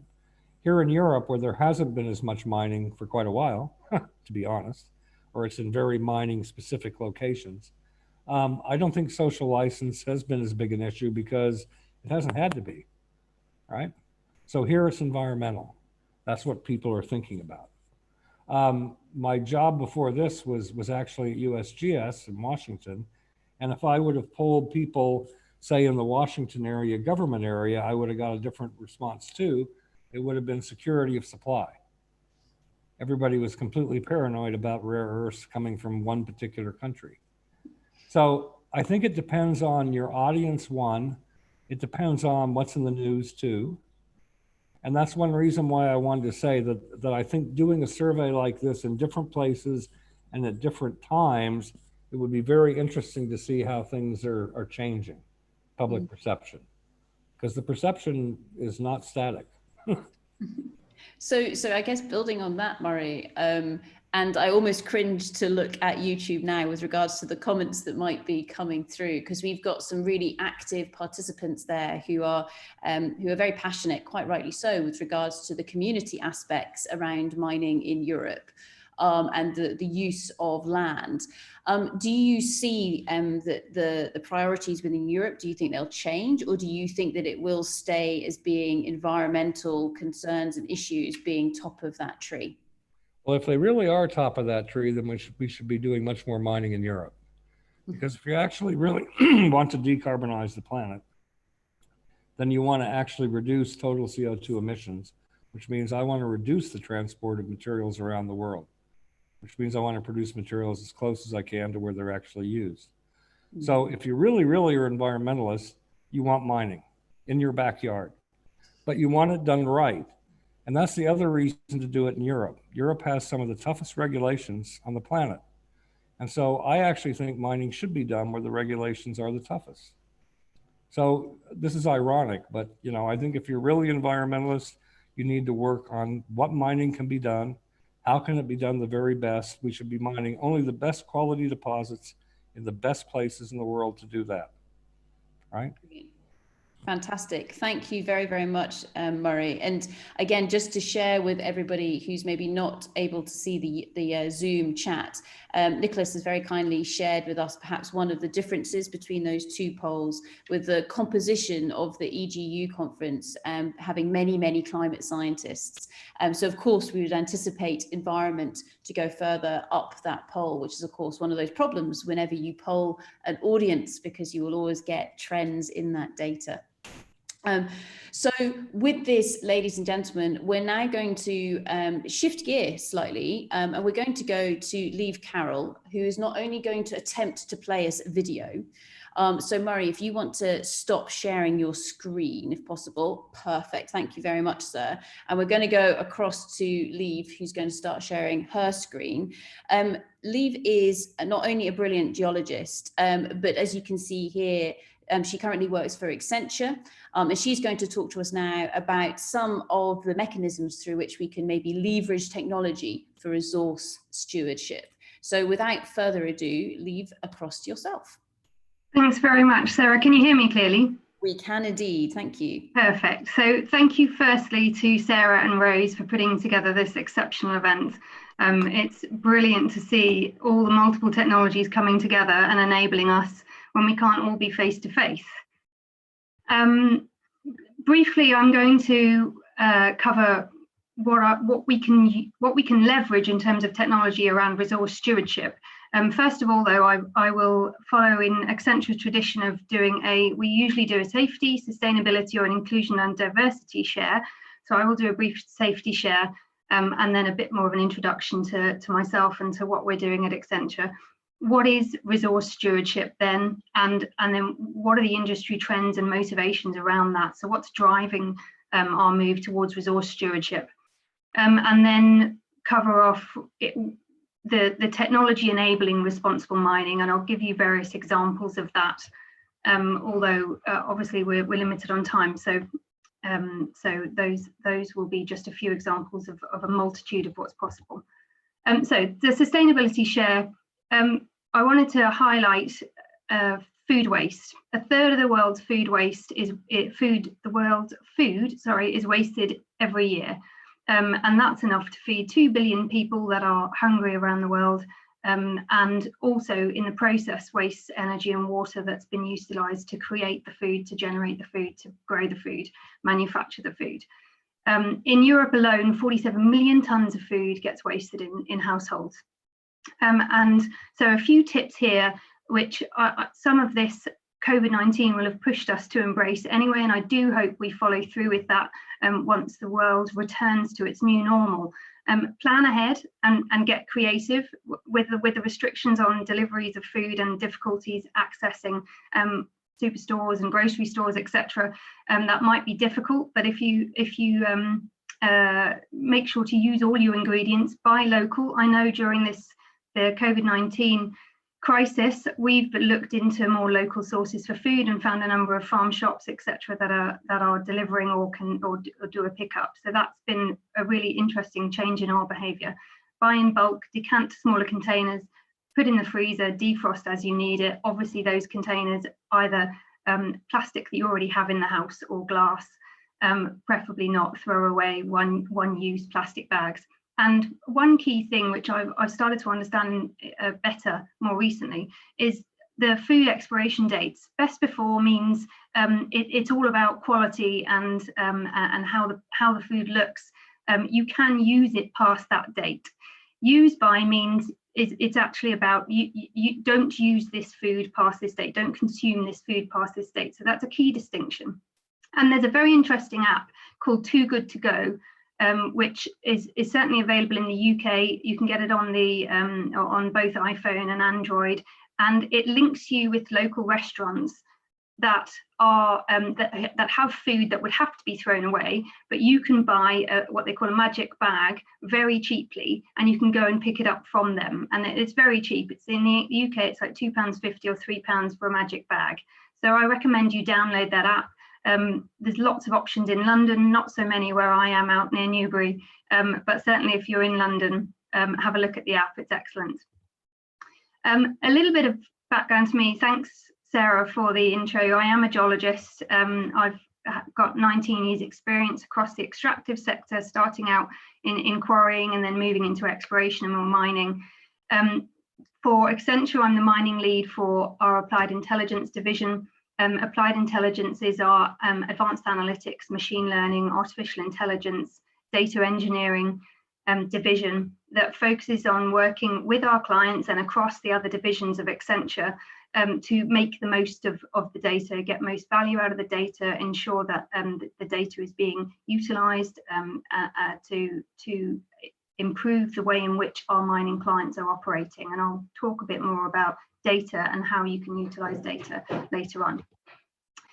So resource stewardship. Resource stewardship really is the careful planning and management of our resources. That's resources globally, but it's also resources specific to a deposit or operation. And it really does start with responsible mining. In Accenture, we apply an ethos of 000. That's zero harm, zero loss, and zero waste. And we apply this ethos to every single project we do, even if it's a transformation in an operating model, or if it's a very specific project solving an operational issue or a business need. We apply this ethos, and wherever it's applicable to that project, to the outcomes of that project, we ensure that it's factored in and incorporated. Zero harm, everybody will be familiar with. It's the #1 goal of the entire industry. Obviously, a zero mindset for health, safety, environment, and community. Set and meet emissions targets, and I know a number of our miners have adjusted those emissions targets recently. And then, of course, the effective environmental and social and governance, which is a topic that has come to the fore in the last 12 to 24 months.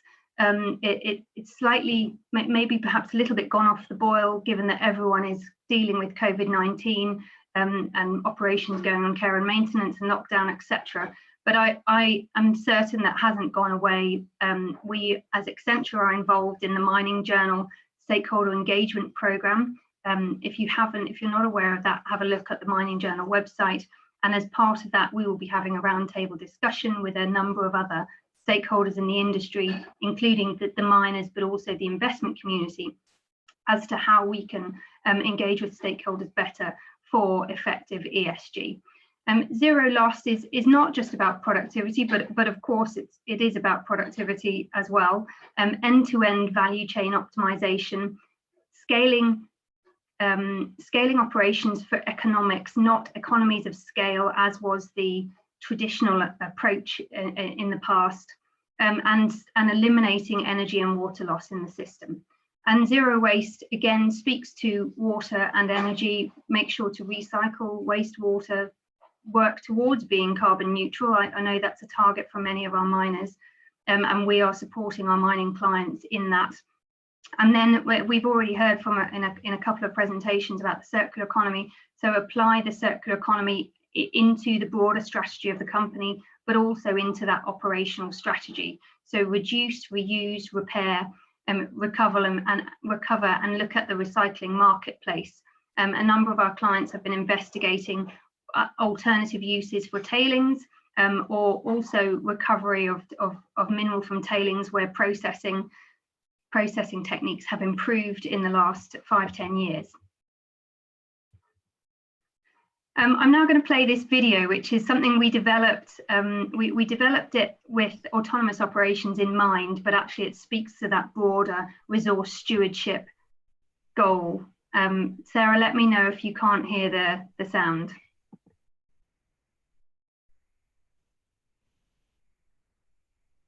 We're not hearing any sound at the moment. Okay. Right, let me see. Just hold on one moment, and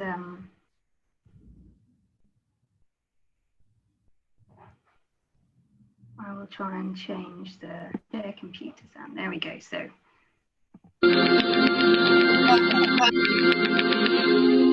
In 2035, we live in a world where mining operations are neither seen nor heard.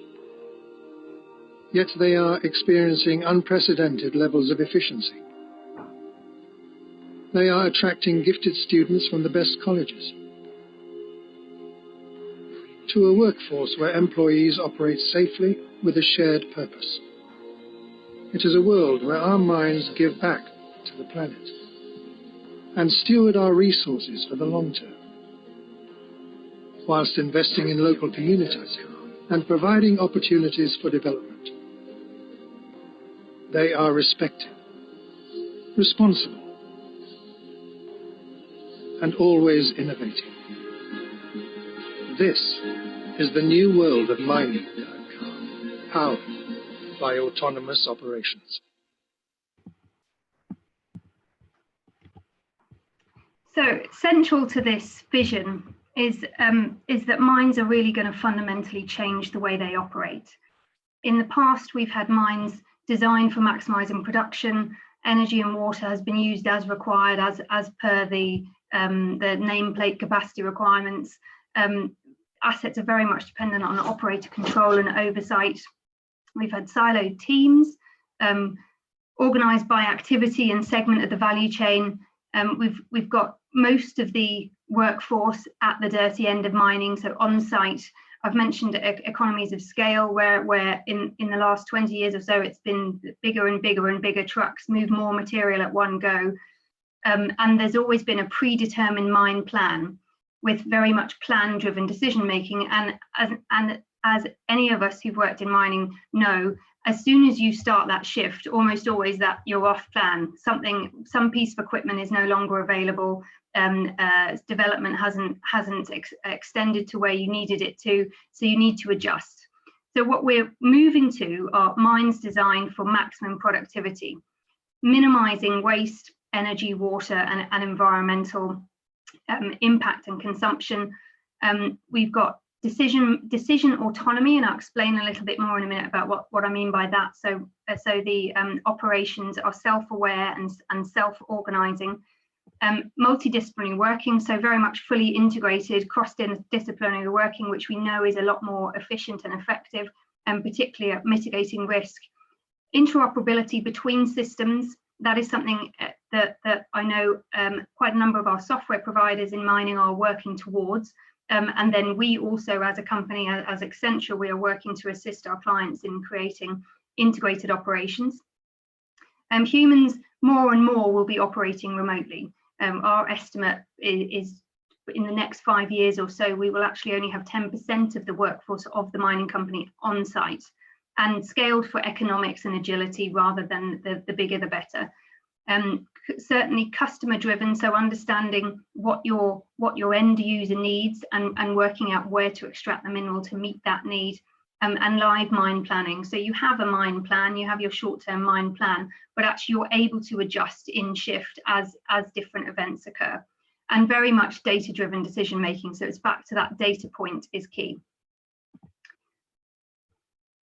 The industry trends of why we're actually seeing this huge pivot for the industry.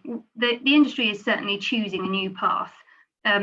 The safety is paramount, eliminate risk and protect all, whether that be people or the environment, society, communities, lives and livelihoods. Sustainability, obviously with climate change, which is no longer now a sort of lefty issue, it is very much mainstream. Almost all of our population on the planet believe that climate change is happening and that we need to take action to address that. And then one of the key shifts has been the move from shareholder value being the primary goal to value for all stakeholders. And in the last 12 to 24 months, we've seen our institutional investors become very vociferous about that, which is really interesting. But it makes sense if you think that their interest is in a return on their investment. And certainly for the institutional investors, they're investors to them. If their investment is at risk from social license to operate, from tailings dams failures, from companies not meeting emissions targets or regulatory targets, then that means they won't get that return on investment. So it is in their interest. It's not purely altruistic, but I would like to believe we are all moving to an approach that resource stewardship without harming the environment and the people and other living beings on the environment is everyone's goal. Interestingly as well, the BHP announced last year that they're now measuring all operations based on social value as well as economic. And I've put this diagram here in the middle, which is representing the triple bottom line, which is an accounting measure that's been around for some time. But BHP and in fact Vedanta are the only mining companies at the moment who've specifically referenced triple bottom line. But what we anticipate is in the bid for all of our mining companies to be reporting and measured on a standardized basis rather than having lots of different initiatives that they need to report to, triple bottom line will become the norm. So why this monumental turning point for the industry? Well, the miners are all being forced to re-examine their relationships. I've mentioned before about the institutional investors. They are most definitely voting with their feet and investing increasingly in funds where ESG, there's a high rating for ESG.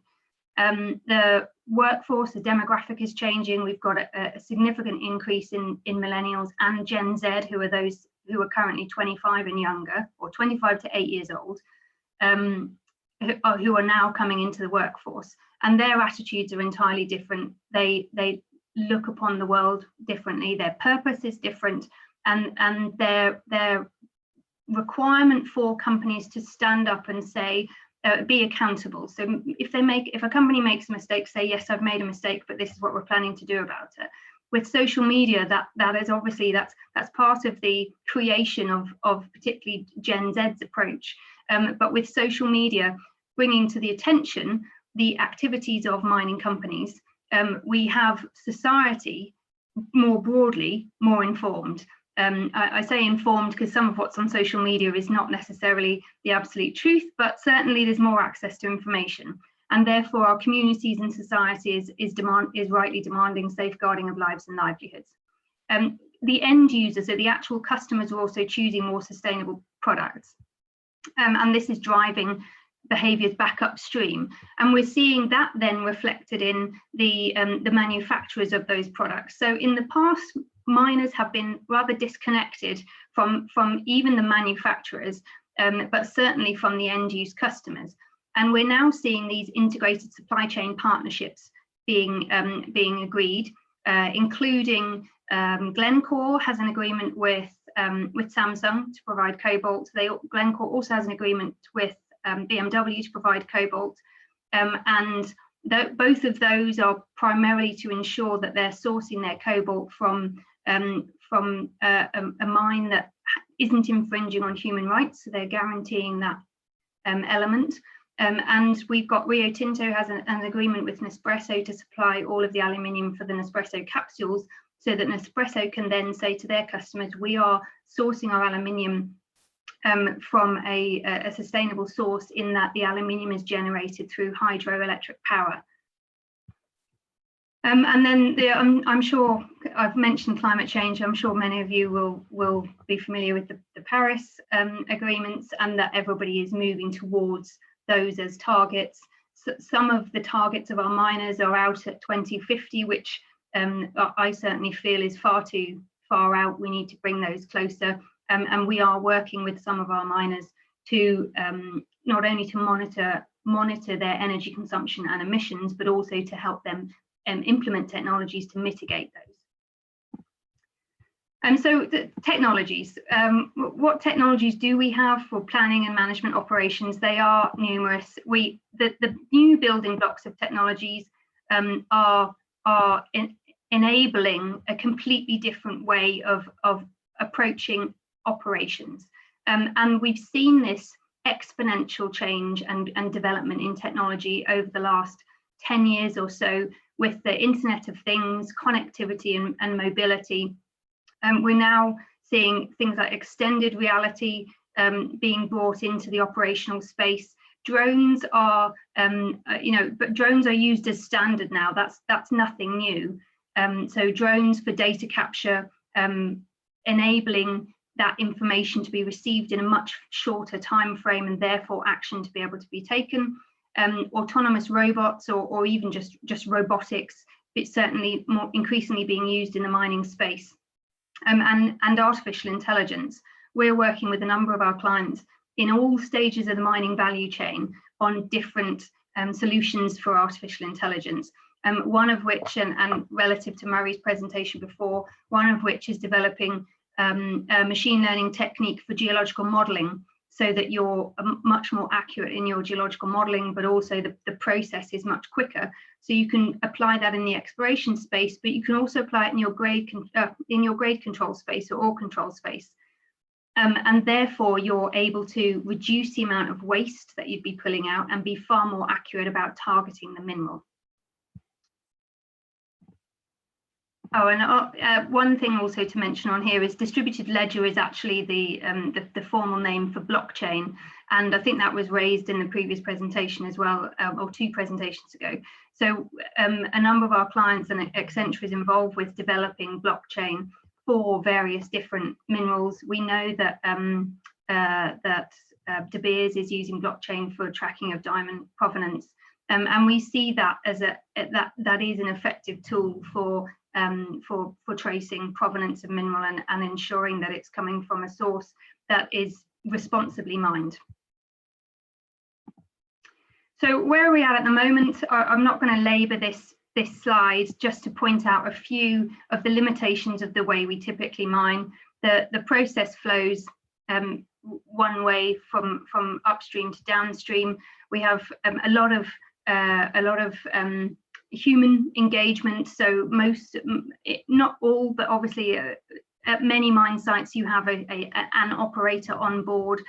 We have traditional tailings storage facilities, which we all know there's a significant risk that posed with them. We don't have remote operating centres as standard. That is certainly changing, and there's a lot of rehandling of minerals through the process, which requires more energy and more water consumption generally. What's possible? So this is our vision for, I'd say, future mining, but actually this is entirely possible now. You have autonomous equipment where it makes sense to do so. The data is integrated, so you have multiple different disciplines accessing the same data. You have a remote operating centre, so you don't have people at site, and you have autonomous decision making, which I'll talk a little bit about in a minute. You have renewable energy sources. You have the likes of bulk sorting, which enable the ore to be sorted as it comes out of the mine or at the point of source in the mine, and therefore you're not sending additional material to the processing plant to be processed and consuming additional energy and water in the process. Number one priority I'm going to focus on is obviously making zero harm a reality. We did a study with the World Economic Forum in 2017 that looked at the mining and metal industry across the world. And on the back of that study, one of the outcomes was that through autonomous operations, robotics, and remote operating centres, there's the potential reduction of over 20,000 injuries and 500 lives. Now, we are seeing widespread adoption of remote operating centres, advanced analytics certainly, and centres of excellence for specific capabilities. Miners are moving towards making those better, more informed decisions with increasing multidisciplinary collaboration across the value chain. And let me move on to, I'm conscious of time, Sarah, let me move on just to clarify some of the terminology around autonomous operations. What do we mean? So often when I talk about autonomous operations, people instantly think of vehicles, equipment, trucks particularly. And the example here for the purposes of being able to relate to it is a truck, but I'll just talk through what the different terms are. So automated, you have a truck that follows a pre-programmed journey from A to B, not connected, and it doesn't have the capability to understand its surroundings. It's really just, it's almost a pre-programmed remote control.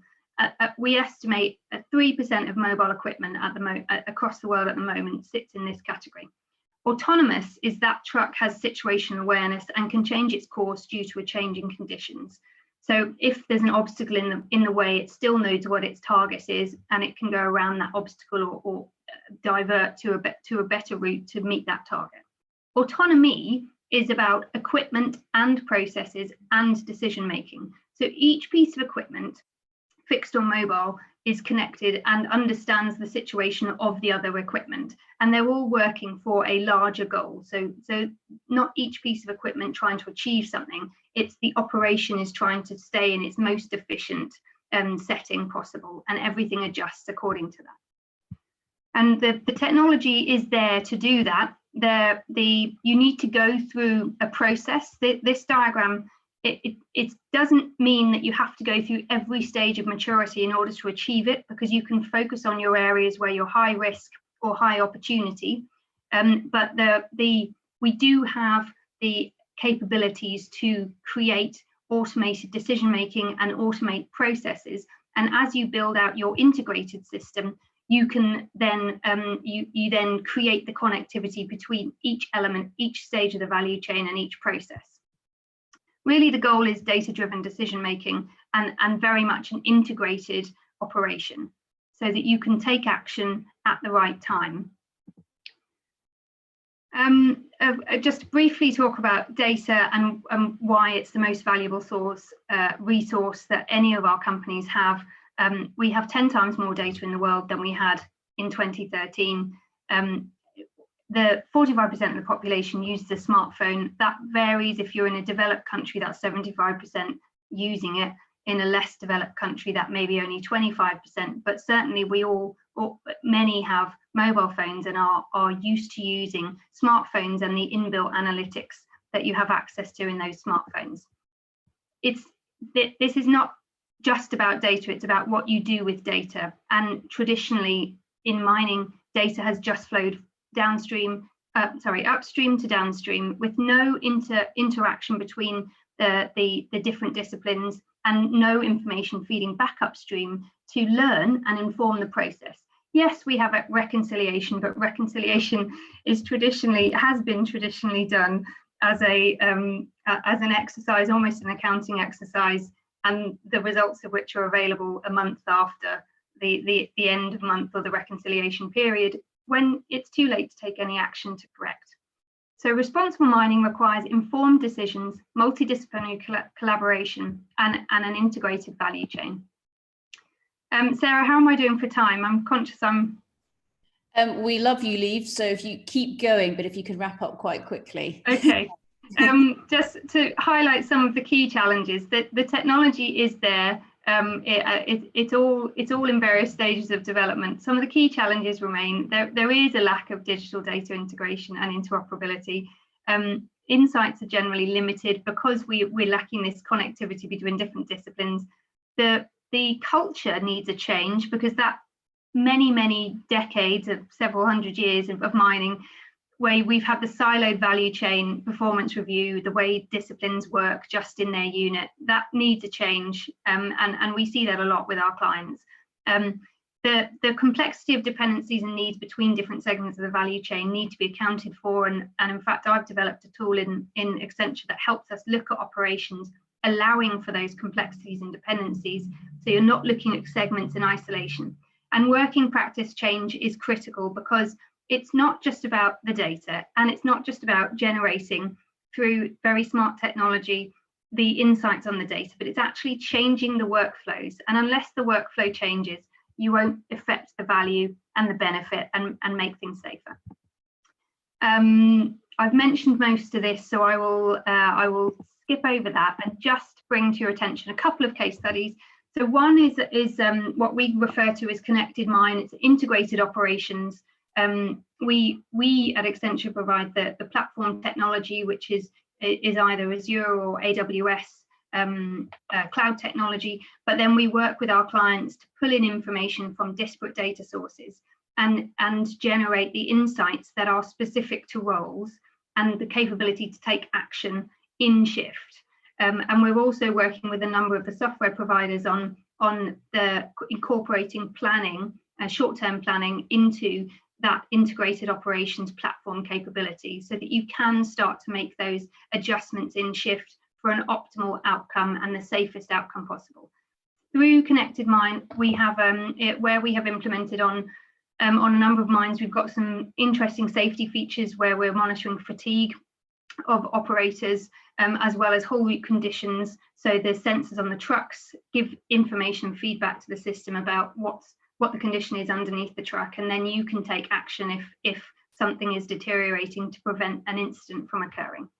And one final case study is something close to my heart, which I used this as an example in my master's dissertation 20 years ago.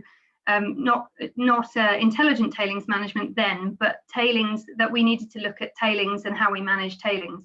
So we are working with a number of clients to develop intelligent tailings management, whereby we couple the satellite data with on-the-ground data, apply analytics and machine learning, and then create it's similar to Connected Mine, create a dashboard that enables people to monitor so you've got real-time situation awareness that's reliable, you've got insights So predictive modeling allows you to see what is happening as your storage facility is evolving and being operated. And then identification of hazards and prediction of risk allows you to take that action so you can make those data-driven decisions. Thank you very much. Brilliant. Thank you so much, Liv. That was absolutely fantastic and a huge amount of content to get through. So thank you for that. You do have some questions coming through in chat and in the Q&A. So if I may, I'm going to push you onto that electronic format. That's absolutely fine. Yeah. Thank you. Apologies for going over. It's quite all right. It's absolutely fantastic to hear all of this. It's great. So ladies and gentlemen, please put your hands together for a virtual thank you to the wonderful Liv Carroll. That's brilliant, Liv. Now, in the interest of time, I'm going to go straight from Liv, who is somewhere just outside London here in the UK, to Cecilia, who I suspect is in Toronto, Canada. So Cecilia, if you would like to start sharing your slides now and come off mute, the stage is yours. Hello, everyone. Can you see my presentation? We can, and it's in your full PowerPoint mode. So if you want to click. I will change. There we go. I think it's thinking. We'll get there. All right. Okay, here we go. Are you able to see it? So we're still just looking at your PowerPoint screen. Have you clicked the slide share, or is it? Aha, here we go. It's just going. It took a while. Toronto may be too far away from you, Sarah. It might be. We're still actually just looking at your PowerPoint screen at the moment, Cecilia. But if you want to just work through it like that, that's okay. Okay. Or if you try and click share screen again, that might change the dimension. Okay. Let me just try to. It's technology. All good. Stop share and again. Okay, perhaps this one. So just while this one? Yes, that is absolutely perfect, Cecilia. So wonderful self. Brilliant. Okay, well, good afternoon, everyone, and thank you for putting this conference together, Sarah, and for including Isometrics in it. And thank you, Liv, for covering about 50% of the content of my presentation, which is great, because I think that gives us an indication of the fact that some of the themes that we're covering are really important and we need to emphasize them from different point of view. I'm going to be talking to you about ESG from boardroom to operations. We work with clients to help them put together management systems for risks, particularly around ESG. So we're not consultants, but we see how our clients are addressing the ESG challenge and try to remain sustainable. So when we think of ESG for mining, there really is an association with sustainability, right? And I'm going to talk about, have I moved the slide? Not yet, but it might be catching up with you. So if you want to keep going, I'll let you know if it changes. Okay. So I wanted to talk about sustainable mining and the fact that sustainable mining really is about the ability of the industry to navigate through a landscape of interconnected risks and opportunities while they create long-term sustainable value for the stakeholders. And that is really managing a number of the ESG aspects. Are you able to see the presentation? Or should No, not yet. Do you want to try and advance again, Cecilia? I'm gonna try and do that. I'm not quite sure why not.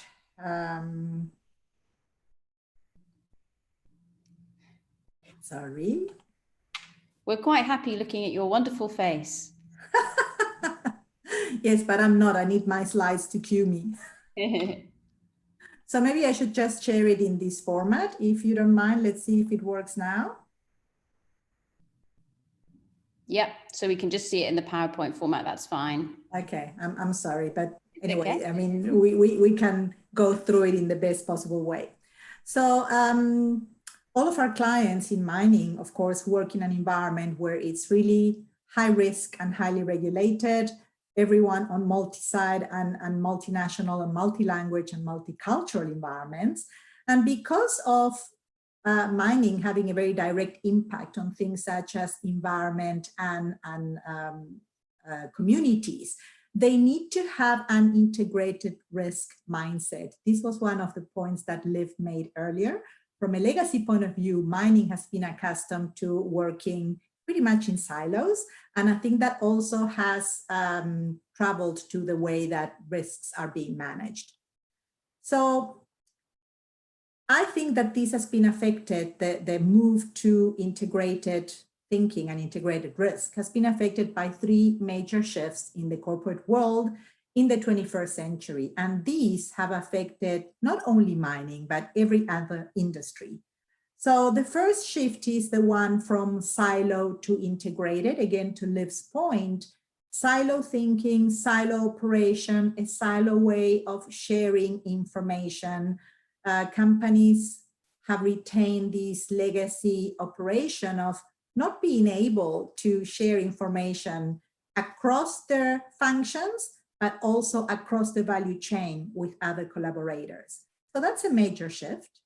The next shift is one from a financial capital market system to an inclusive capital market system. And this goes to the fact that up to the 20th century, companies were really being measured in terms of their performance by financials. You look at the financial statements and you're either making a profit or and you're all good. The problem with that is that just giving a measure of financial is akin to driving a car by looking at your rear view mirror. You can see what happened in the past, but you can't see what's coming at you, and you can't steer the car to look at the new risks and the new opportunities. And that is why looking at a variety of other capitals to understand what's happening in the environment that you're facing is really, truly important. And the other shift has been one from shareholder primacy to stakeholder inclusiveness. The one story that I always use to illustrate this point is that when the Ford company 100 years ago made super profits, Henry Ford wanted to increase the wages of the workers who had created the value. The Dodge brothers were the shareholders of the company, and they took Ford to court to make him declare the profits as shareholder dividends. The worst part is that they won. So can you imagine floating the idea in this day and age of the benefits only being given to one set of stakeholders? That doesn't exist anymore. And essentially what that points to is a recognition that value extends beyond financial capital for all companies, not just mining. You may be familiar with this model. This is the octopus model of integrated reporting, which shows that all companies operate in ecosystems and they serve themselves with a variety of capitals, and in their production of outputs, those outputs have outcomes which are long-term consequences that have an impact on those same capitals that they use. Now, the mission of a company is not only to accrue and ameliorate one of those capitals, but to have a balanced approach. And if in the course of their operations, they diminish one of the capitals, they need to have a plan to ameliorate that in the future. This is very well recognized by investors recently. So you get Goldman Sachs that has come out with a very bold statement saying that if you ignore sustainability, you are going to be worthless. And that is also because there's been a change in the perception and the valuation of value. If you look at all companies and all indices, this is just a depiction of the Standard & Poor's 500 market valuation. Over the past 40 years, you can see that value has flipped on its head. From market valuations of tangible assets being important to the valuation of intangible assets being more important. These intangible assets are things such as patents, know-how, intellectual capital, the ability to penetrate other geographies, brand, reputation, and of course, sustainability.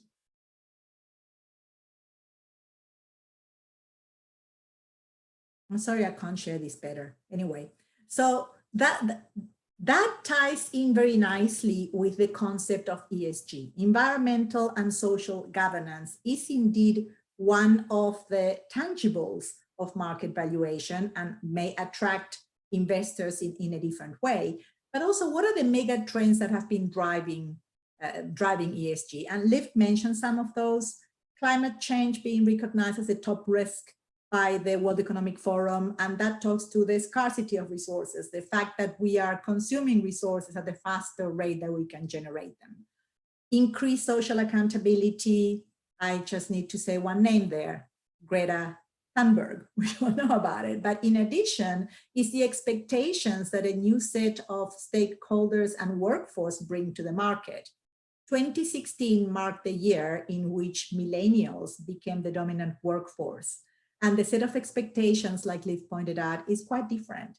They want to work for companies with meaning, companies that are sustainable, and the industry needs to be and remain relevant to attract that kind of talent. Investor pressure, quite important as well. And we'll see a little bit more about that. And the speed of technology adoption, again, what Liv mentioned was quite important. In terms of investor pressure, poor ESG affects investments decisions. People are not going to invest in your company if you have a poor track record of governance. So it's quite important to define your strategy and manage ESG to create value, both from an internal point of view and an external point of view. Internally, it is very important to communicate, create education and awareness, and externally as well to remain attractive, but also to respond to the needs of the various stakeholders. So 3 things that we've seen our companies work with us do really well. Understand the difference between strategy and compliance when it comes to ESG, choose the right framework for their KPIs, and do what they need to do to embed ESG as an operational and corporate discipline. I've seen some of her previous presentations. You had a lady talking on governance before, and she pointed out, she made this point very well. ESG needs to be embedded in strategy. It cannot be a mindless tick box exercise. If we do that, we lose the entire value. We all know that what gets measured gets managed. So it's really important to choose the right operational and strategic KPIs and have the right information to be able to make decisions. This requires visibility, integrated visibility, intelligence, and insights, and we are providing those tools to those clients. In terms of choosing the right framework, we know there's a plethora of frameworks out there, and I think it is important for each company to determine according to their strategy, what is it that works for them. This is not something that applies only to mining, but to every other organization. When we work with clients, we like to engage with them from a risk-centric point of view, because at the end of the day, risks, and they may manifest in different areas of the business, but they continue to be risks. In terms of visibility, we give them the tools that allow them to see where risks may be, filtering, sorting information to understand and make different decisions, and having the ability to draw relationships that may not be apparent in the data that they have. We also provide some tools for them to do interactive assessments of the risks. And one of the examples, and I promise I'm going to cut short now, one of the examples is one of our clients has been using these metrics, which are primarily operational, to put together their maiden sustainability report. And now they have a baseline where they're able to track their progress over time. But as well, they've been able to go to rating services and increase their ranking on a number of measures to make themselves more attractive to stakeholders. So in closing, just managing your ESG risks allows you to unlock value, reduces negative consequences, and builds your brand. And if there are any questions, I'll take them now, or you can connect with me by email, but thank you and stay safe. Brilliant. Thank you very, very much, Cecilia. Big round of applause from all of us behind our muted microphones. Absolutely wonderful. And as Cecilia has very kindly said, if you have questions, please send them directly through to Cecilia, and Cecilia as well. There are a number of things that are going on in the chat here as well that I'll direct you to behind the scenes. So in the interest of time, ladies and gentlemen, we're going to go straight on to our next fabulous speaker that we have for you here today. So Vittoria, if you would like to take yourself off mute, and if you have slides that you would like to share, now is your moment for the technology in which you can share them. But ladies and gentlemen, I will not take up time introducing her, because I will let her introduce herself. Please put your hands together for the lovely Vittoria. Hello, everyone. Thank you for inviting me to the conference. And just before I start, wanted to confirm if you can hear me okay, and if you can see the presentation. Absolutely perfect on all counts. Thank you. Great. So I'm Vittoria Franchini. I'm a manager at Kumi Consulting. Kumi Consulting is a sustainability consultancy that is specialized in responsible sourcing. So we focus on advising companies in particular on responsible sourcing strategies. We work across 3 different sectors: minerals, of course, also agriculture, and fashion supply chains as well. So today I wanted to discuss the OECD guidance and the implications that the OECD guidance has for large-scale mining companies. My presentation will focus a lot on the work that we've been doing with companies and also drawing from practical experiences. But of course, I understand that some of you might not have heard of the OECD guidance, so I will set the context a bit for this conversation first. So what is the OECD guidance? The OECD guidance is the cornerstone framework for conducting due diligence in supply chains of minerals. So the OECD guidance sets out 5 steps that companies along the mineral supply chain, from downstream companies, consumer-facing companies, all the way to mining companies, can reference and can use to conduct due diligence in their supply chains. The OECD guidance was developed in 2011 by the OECD, but it was developed through a multi-stakeholder process, which involved participants from governments, from the industry, including companies, as well as civil society organizations. And the purpose was to design a practical framework that different types of companies can adopt to implement due diligence. So despite having been around for almost a decade, the OECD guidance still experiences some misconceptions, which I wanted to briefly go through before we delve into the applications to large-scale mining companies. So first, the OECD guidance contains 2 annexes. These refer to tin, tantalum, tungsten on one side, and a second annex on gold. So these annexes go into the details of how companies can conduct due diligence on these supply chains.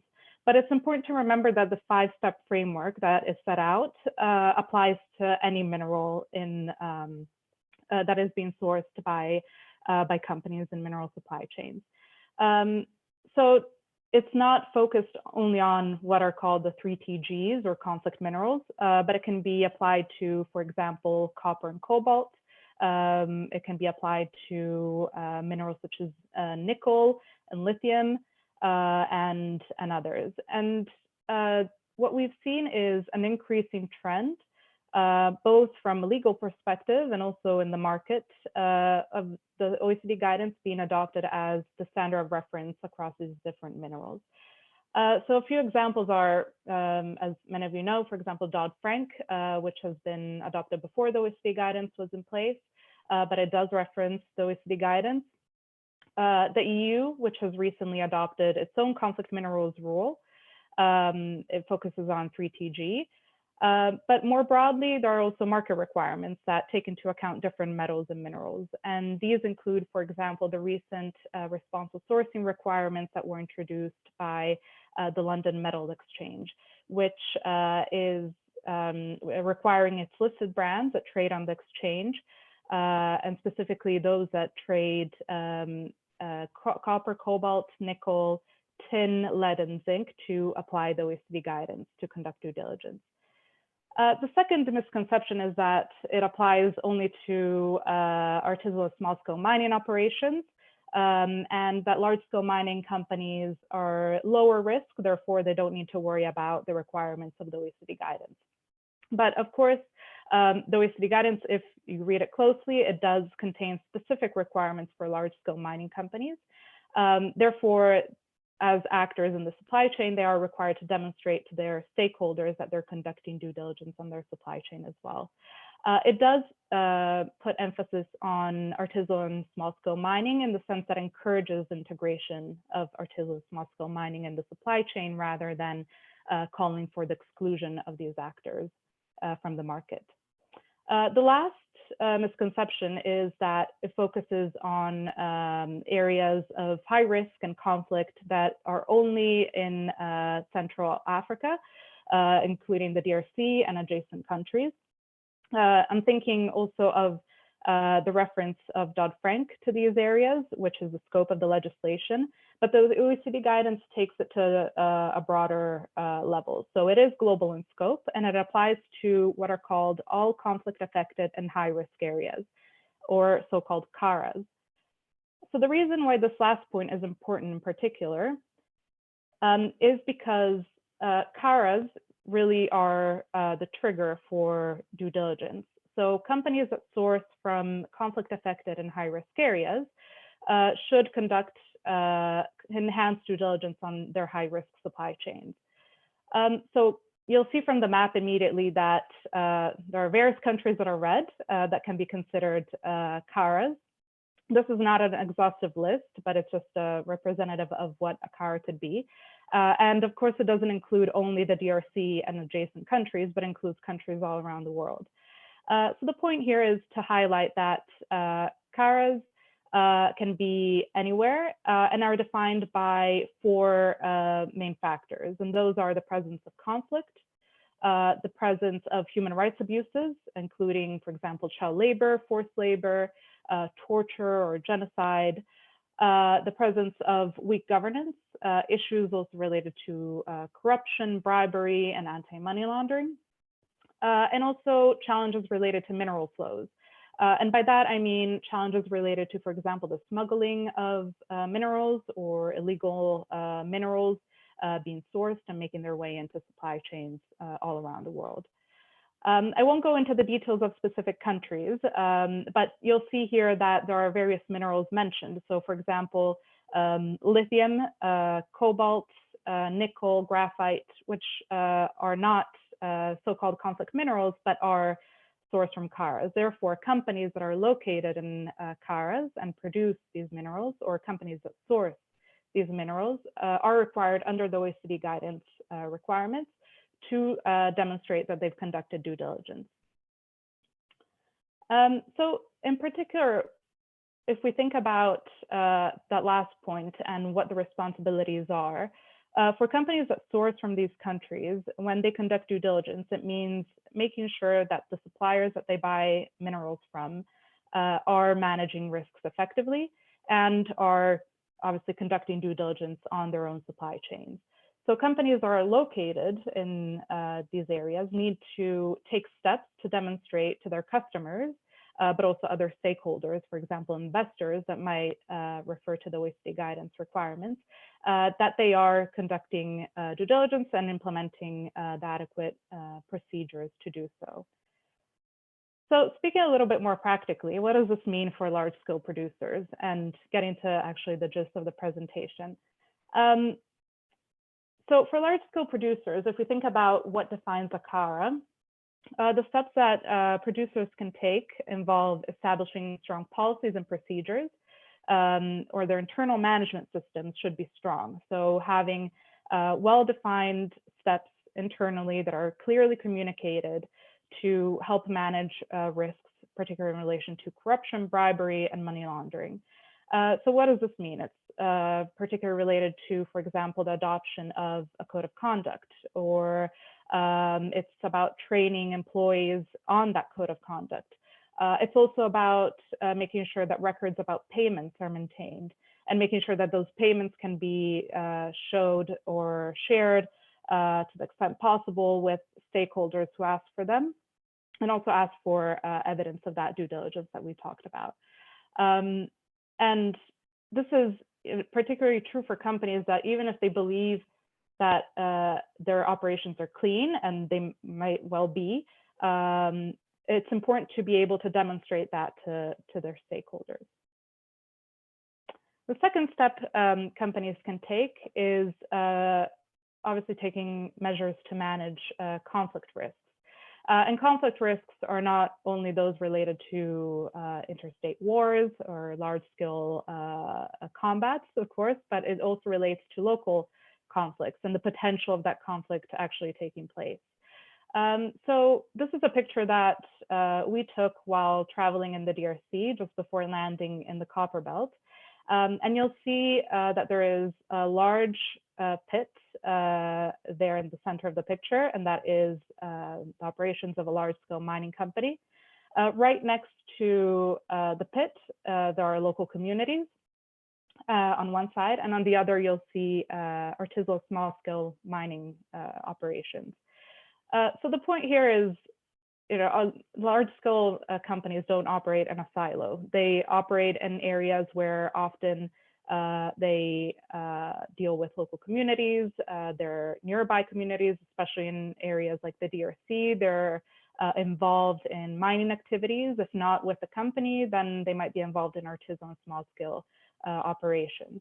So it's important for companies that operate in these environments to ensure that they don't contribute to conflict. And that doesn't mean necessarily starting a conflict, but also making sure that, for example, the security providers that they hire are adequately trained, that they're armed only when permitted. So you'll see the other part of the picture is an individual who is armed with a gun, and that is an illegal arm or legal act in this case. So what's important is for companies to make sure that that doesn't happen, and in particular apply the voluntary principles for security and human rights, which are clearly referenced in the OECD guidance. Lastly, if large-scale mining companies also source from third-party suppliers, they should ensure that every step they're taking to manage risks in their supply chain are also taken by their own suppliers. And first of all, it's important to identify those suppliers. Sometimes companies don't even know where the third-party minerals come from. They might buy from the open market. Therefore, it's important to map their supply chain and identify who those actors are. And once that has been done, make sure that the risks, possible risks that are associated with those operations are managed. In the case of artisanal mining, which I mentioned earlier, there might be particular risks to that context. So we know that, for example, child labor is common in artisanal mining operations that are illegal or illicit.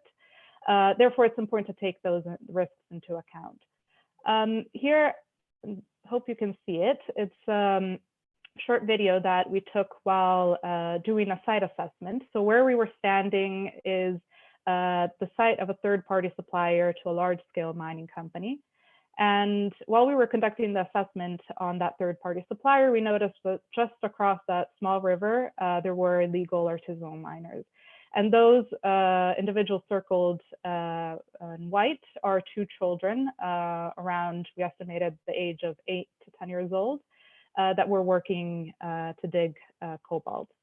So it's not that uncommon to see it.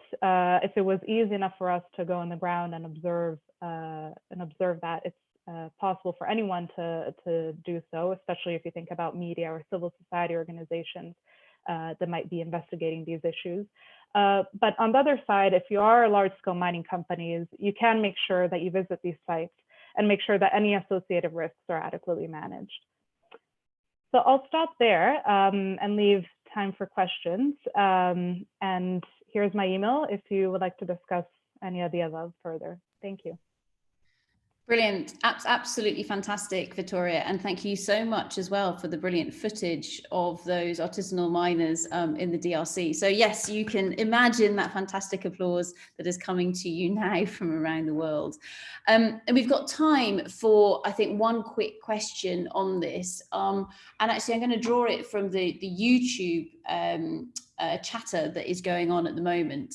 And what this is doing, actually, I wonder if you could share with us any of your thoughts, Vittoria, on how can we learn from our understanding with regards to, say, artisanal mining and the social interaction, and perhaps the conflict even that happens within communities in places like the DRC, and then bring it to a European context. Is there anything that we can learn between those two contexts, just with regards to interacting with different stakeholders who are all working around a single potential asset? Sure. So one of the big projects that we've worked on is the project on, it's called Mutoshi. It's located in the DRC, and it's one of the biggest projects involving artisanal miners that dig for cobalt. And we've been doing this work with Trafigura. And it's an artisanal small scale site, but it's actually large in scale. So there are thousands of miners on the site. And what's important to remember in these contexts is that obviously companies should take into account the local context, so take into account the local challenges. And the case in the DRC, as in many other countries where there is artisanal mining, it's important to not forget that these miners, if they're removed from a site or excluded from the supply chain, they will move somewhere else because they're looking for livelihoods. They depend on those activities. In terms of standards or lessons learned that we can apply and trying to bridge together different areas, what we've done is at that site, well, the project managers on site have worked with the government. They've worked with a mining cooperative, which has supported the formalization of artisanal miners. And on our end, we've supported the implementation and monitoring of the implementation of standards for health and safety. So it's about taking, for example, international good practice standards for health and safety and applying them to the local context. So if you think about the activities of artisanal miners, how can we make sure that there aren't any fatalities on site? How do we make sure that they dig to a depth that is adequate to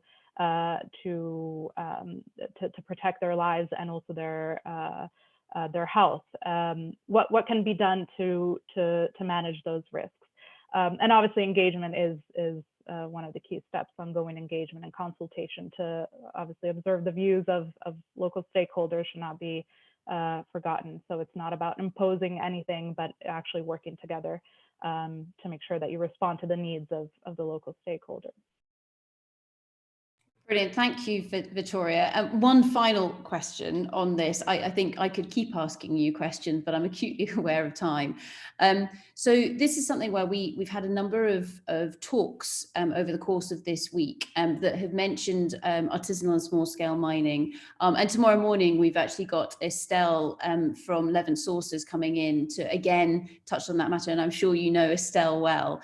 And this is something here where I think often people think that artisanal miners are always just somebody who is a local farmer that sees the opportunity and leaps over the fence and starts going to scrape cobalt out the ground. And in fact, especially with regards to the Kolwezi area, for example, where a lot of this footage comes from, that's not the case, is it? It's a case where actually these miners are very much professional miners. And in some cases, even their approach towards health and safety puts the large-scale miners to shame. Would you agree with that, or have you got any comments to that?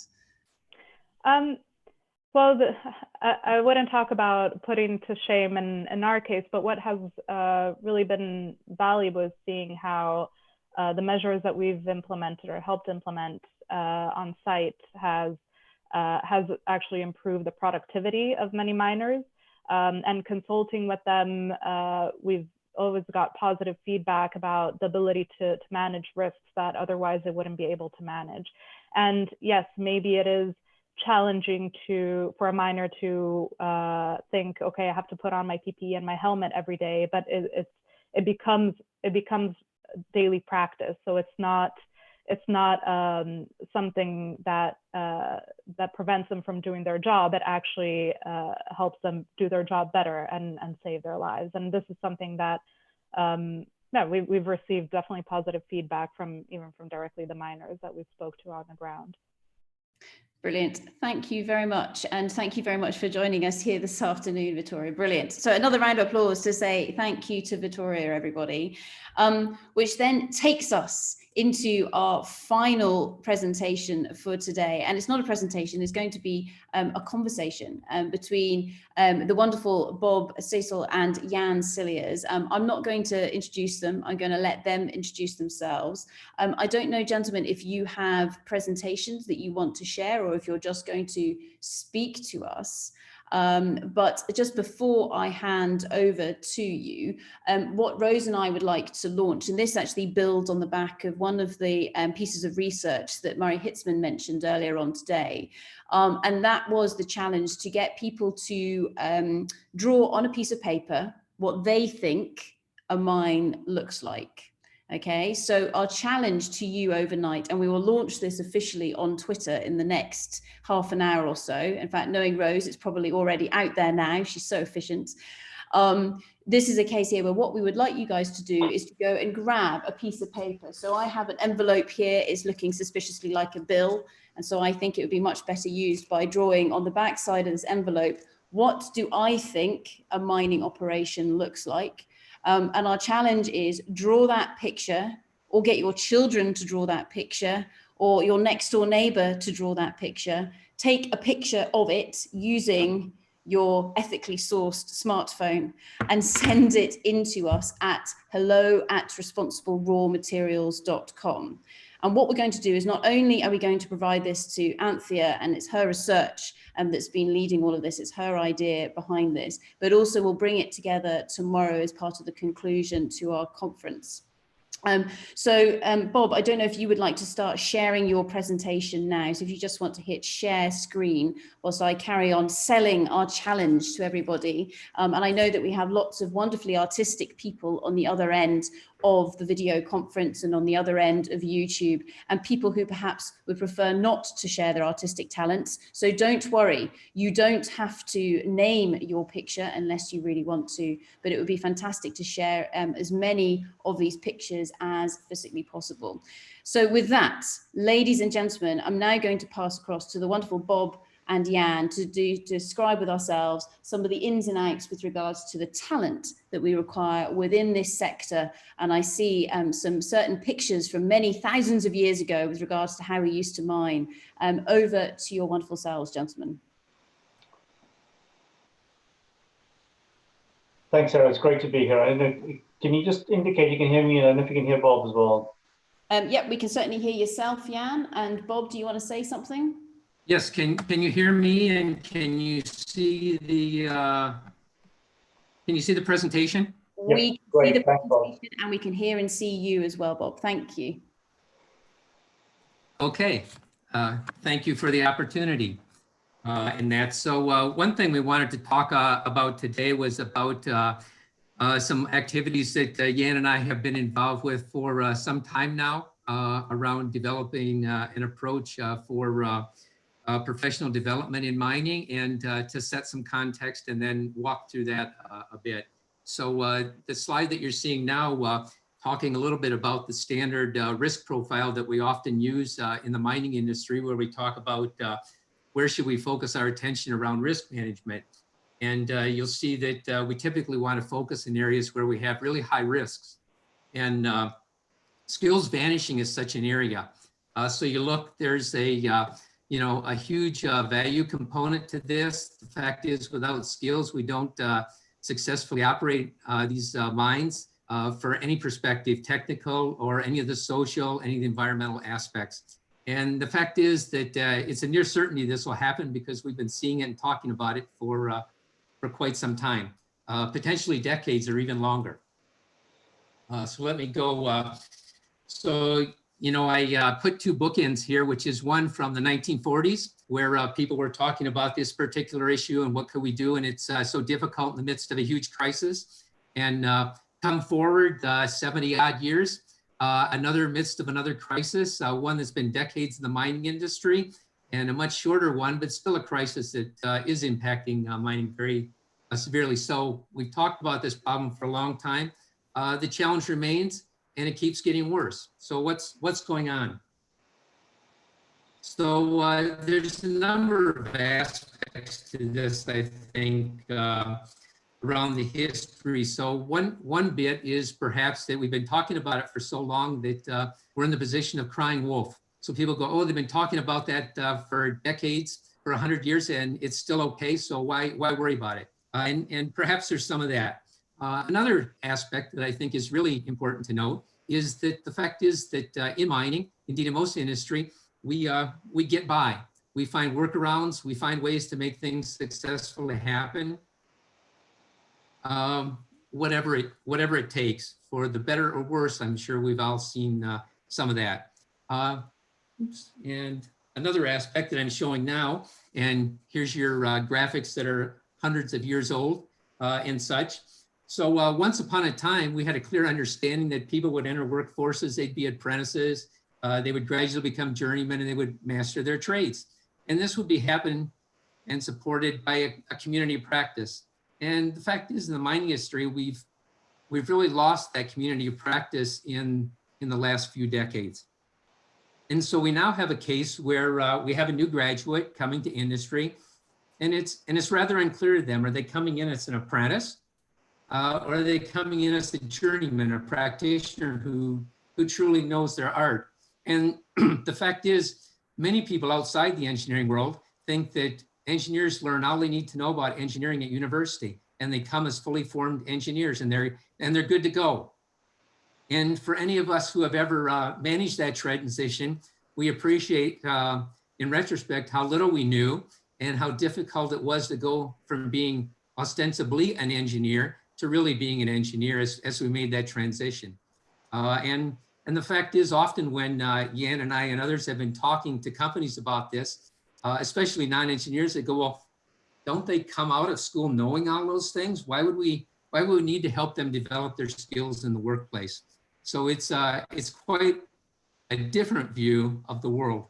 And that's something we need to clarify. And it's a clarification required for, you know, what is the role of the university?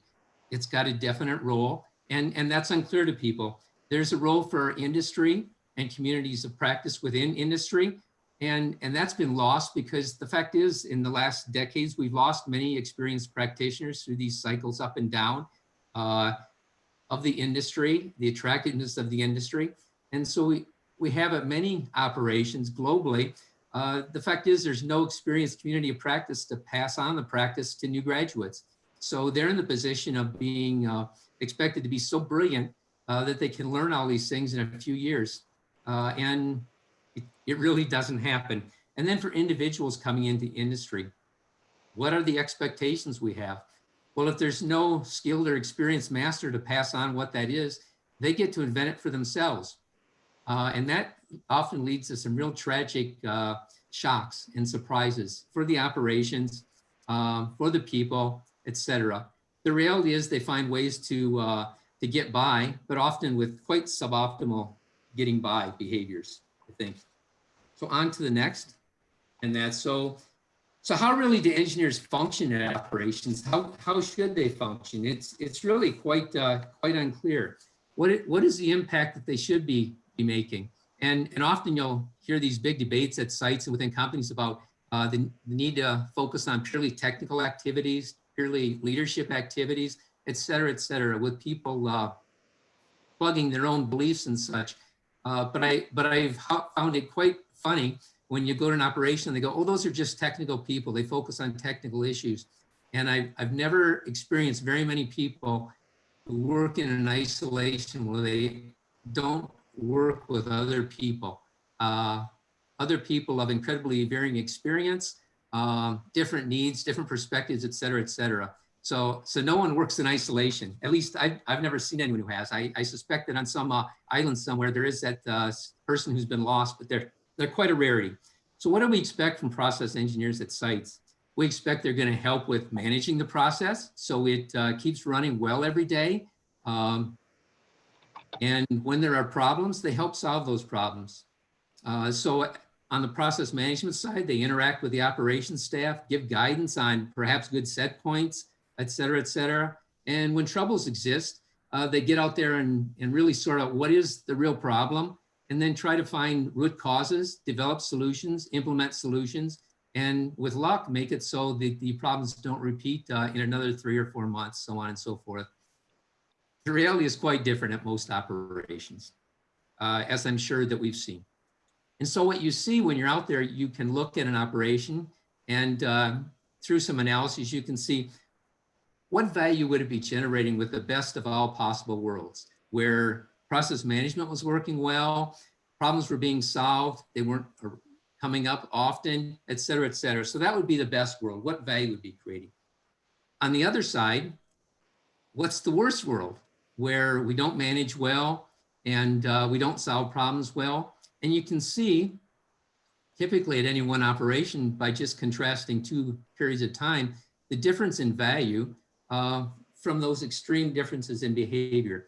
And at a large site, it can be worth tens of millions of dollars a year. In fact, perhaps even hundreds of millions of dollars a year. And yet, often we take no action. And we see that on average, we're getting average behavior and we're getting by. And people seem happy with that. And the reality is that often that getting by is the enemy of taking any action to change things. Because we get by, people go, oh, it isn't really that bad. And so in the short term, okay.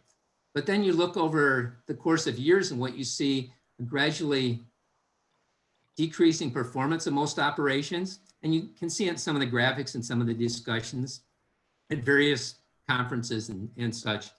And the other thing you see is because skills aren't valued, they're increasingly lost. And so if in a year you can't see much of a decrease in skills, if you look over 10 or 20 years and you look at the nature of the staffs and indeed the competency of the staffs, they've dramatically decreased. And I know that Julian earlier in the week talked about competency development and its value. And that's really what we're talking about here. Much the same is trying to set a stage for why we need to understand and develop competencies for our people. Yeah, oops, wrong way. So the thing that we've been working on quite a bit is trying to find, yes, Dan. No, I was waiting for it to come up, but there we go. Yeah, that's great. Okay, sorry. So what we've been looking at is saying, well, if we don't have a community of practice, how do we provide a virtual community of practice? How do we expose people to the skills that they need for the workplace in a modern processing plant, and then help them develop those skills in the lack at many of their sites of senior people who can pass that knowledge on. So what should our expectations for you be? And then how do you develop yourself as an individual so that you can meet those expectations? So you'll see on this figure here, something that we're calling the Metcelerate method, because it's how we've looked at doing this. And it's really a combination of online and offline development activities that people can use. And so we've worked very closely with a couple of companies on developing this. We had some concepts, we took it to them, we're discussing with them and trying to tune it so that it really works, appreciating that everybody's in a different environment. But how do we create an environment that really works for people at different operations, taking advantage of the commonalities and the differences? And so you can see the types of aspects that we have here. What are we thinking about learning? How do we create a framework? How do we create a structure that people can really use to support developing as an engineer who really can function and add value at a site? And so the program looks at mining from a high-level perspective, mining as a value stream from, if you will, a raw deposit in the ground to the marketplace. What are all the aspects we should be concerned with? And then at a much more detailed level, the processing component of that value stream and how do we make it function so it best supports that value stream from ore body to market, and make sure that it maximizes its value from many different perspectives to all of the different stakeholders who are involved in that. And then here's an example. We've gone and said, well, okay, as a metallurgist, and you're working with this, what should you know as a metallurgist who working around a particular type of process? And in this case, it's around comminution. And so we've identified it at a high level. What are the types of tasks that the engineer might expect to be involved with? So around managing inputs, managing equipment, managing the process, managing outputs, and tried to make that much more specific. And then we provide training so that people can really understand what do these things mean? Because it's easy to stick them there, but then what do they mean? And I suspect, you know, I can see we have several viewers watching. Each one of them would interpret that differently. So how do we achieve a consistent definition of what these mean, and then create skills so that people can translate, if you will, understanding what they mean and the fundamentals behind them to actually practices at an operation. And we've gone on from there to take a similar view across, if you will, the entire processing space for physical processing of raw materials and that. And soon we're about to roll this out to a group. So it'll be an interesting experiment, I think. So that's really the presentation part on this. I'm sure, Jan, you may have a couple of things you'd like to say. Oh, I think I'm going to let Sarah take over here and ask some questions rather, because I think we've set the scene for the risk that I think is quite real of our skills of extraction being so reduced of late. Sarah, thank you so much, Bob and Jan, for that. I wonder if you could just stop sharing your screen, because then we can see all of your lovely faces on the screen at once, so we can have this final discussion together. That's fantastic. Thank you very much, Jan. So with this, and I mean, this is a question to both of you. Earlier on, we heard a number of our speakers, for example, Joel, talking about how do we really make sure that the professionals that get their degrees at university actually have enough of a range of the spectrum in terms of getting different disciplines or learning from different disciplines, because especially with regards to this world of responsible raw materials, you could be the world's best metallurgist, but if all you know about is how to get the copper or the cobalt out of this rock, then actually you're not really that useful, because you also need to be aware of all of the other stuff that goes on as well. I don't know, maybe if I come to Jan first and then go to Bob, what you think to that commentary. Sarah, I think it's a really, really important point to make. And I'm listening to the conversations over the last 2 days, this question of responsibility, of sustainability, and how that fits into the whole value chain and what the role is of each person within that has really come out. Now, I very strongly agree with that. And we see that as one of the things that you have to learn, not only at university, where it probably is a good opportunity to see the whole spectrum, but also within the organization, how that not within the organization, how the value chain fits between the geologists and the miners, the minerals processors and the metal producers, and even the marketing at the back end and the front end. But I think this is a role where the university really has a very important role to play, to introduce all these things that are not only technical into the curriculum as well, and to be sure that the sustainability aspects, the community aspects, and all that come into the professionalism of our trainees.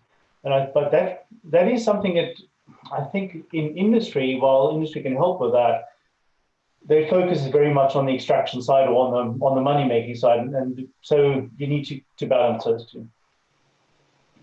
Brilliant, thanks, Jan. Bob, do you have something to add to that? Yes, I think that one thing that we must continually reinforce, and I think it's a much abused concept, but we've had this discussion for some time around lifelong learning, and the reality is we do need lifelong learning. And there's only so much you can push into somebody with a fire hydrant in a couple of years. So if you look at this, you say, okay, I've got some expectations for uni graduates. What really should they know in coming out of uni? And a good part of that should be understanding some basics about how to learn and some concepts like Jan mentioned. And then you move into the workplace and you've got a certain role and you probably decide to specialize. So we need help develop you for that. And as you come along, we really have two aspects, as you mentioned, to consider. One is around improving breadth and the other is improving depth. And we've had quite some discussion in the development space around that, about creating individuals with different configurations from T to A to et cetera, et cetera. And I think part of it depends on what the individual wants to take on in their life as roles and where they want to go. And the other is within the corporate world is at different levels and different places in a corporation, you need different types of people. And that's so you need people perhaps at certain roles able to look at that breadth from undisturbed land to many decades later, disturbed land that has been recycled for human use, acceptable human use. And so how do we manage that? And it takes different people, and we need to develop people so they can slot into those roles. And even more importantly, so they understand the other people in their roles and how, for example, if I need to know something about this, I might be a more technical person and you might be a broader experienced person. I should go and talk to you if I have a question and vice versa. So there's a number of things that could really be taking place and must be taking place as we continue to develop people for their lives and not just you've come out of the egg and I'm gonna be the bird and kick you out of the nest and you better fly. Brilliant, thanks for that, Bob. Another question that's just come in here is around attracting people into universities to do certain courses. And so, for example, if we take the geosciences, and so full disclosure, Jan and I first met one another whilst I was doing my PhD at Imperial College London, which of course was only a few years ago, wasn't it, Jan? It was in our far distant past. And this is something here where perhaps over the years, we actually see a decrease in people being interested in going and doing your more traditional geoscience subjects, for example, at university. And so there's a lot of chatter at the moment around, do we need to rebrand geoscience or reframe what geoscience is actually all about? And I mean, again, a number of the talks earlier on spoke to some of the great work that's been done by the likes of the Geological Society to try and shift this understanding. But I just wondered if you guys might be able to comment with regards to how society's expectations perhaps are changing, who is interested in studying key subjects at university, but also what are universities doing to try and maybe reconfigure courses to maintain that attraction to students? Who wants to go first? I'm looking at both of you. So I'll go to Jan first. I think I was going to say. Thank you, Jan. Look, it's a perennial question as well. Even when I was a student now, many years ago, the question was, we started at, we were 7 graduates in South Africa in mineral processing a year. And so to think that that only 7 people who graduated in the 80s and now we're back to that situation again when we're very few graduates. I think there are a couple of issues here, and getting people into the industry is very difficult from the ground up. And I think a lot of it has to come at a later stage where we need to be more flexible in who we take into the industry later on and how they only get to know the industry at their time at university, for example. So I know at Imperial, a lot of people come to study geology. They come with great ideals of being, of just learning about the world and then realizing, well, I have to get a job at the end of it. And then many of them go and work for non-necessarily mining companies, but then in the end, when they do work for mining companies, they only learn about mining when they're on the course. They didn't actually come into geology to be a mine geologist. And I think the same is with engineering, process engineering, is you end up with chemical engineers who want to study chemical engineering and realize it's process engineering and any kind of processing in the mining industry interesting for them, and they shift into that. And that facilitation we need to do. And I don't think we need to worry too much about people coming into the industry. We need to make it attractive for them to move into the industry at a later stage. and to move out of it as well, to be perfectly frank. We need to have an interchange of people back and forth. And then the second thing is, I think that the skill set of the industry needs to change. We're very technical at the moment still, and we're losing out on a very big class of people who are interested in the social aspects, the environmental aspects, better technical aspects. I mean, the discussion that Leif had about autonomy was fascinating. And I mean, none of us can do that. We need to learn that from a different type of engineer. And I think that's what's happening in industries. We're changing the group of people that we are having in. But the problem, I think, just to finally end up, is that the core of the people we need are still the technical people to do the mining, do the extraction. And if we're going to lose those, we really the skills in those, we're really in big trouble. Brilliant. Thanks, Jan. Bob, do you have anything to add to that? Yes, it's it's really a devil's challenge in that. And I remember a few years ago, I actually moved to a mining place where it was, to be honest, working in the mining industry globally, it was one of the better ever possible, as an example. It was on the ocean coast of Queensland, about 400, 500 kilometers north of Brisbane. And I've got to tell you that working in this industry, it doesn't get much better than that. And it was interesting interviewing people and finding people didn't want to move there.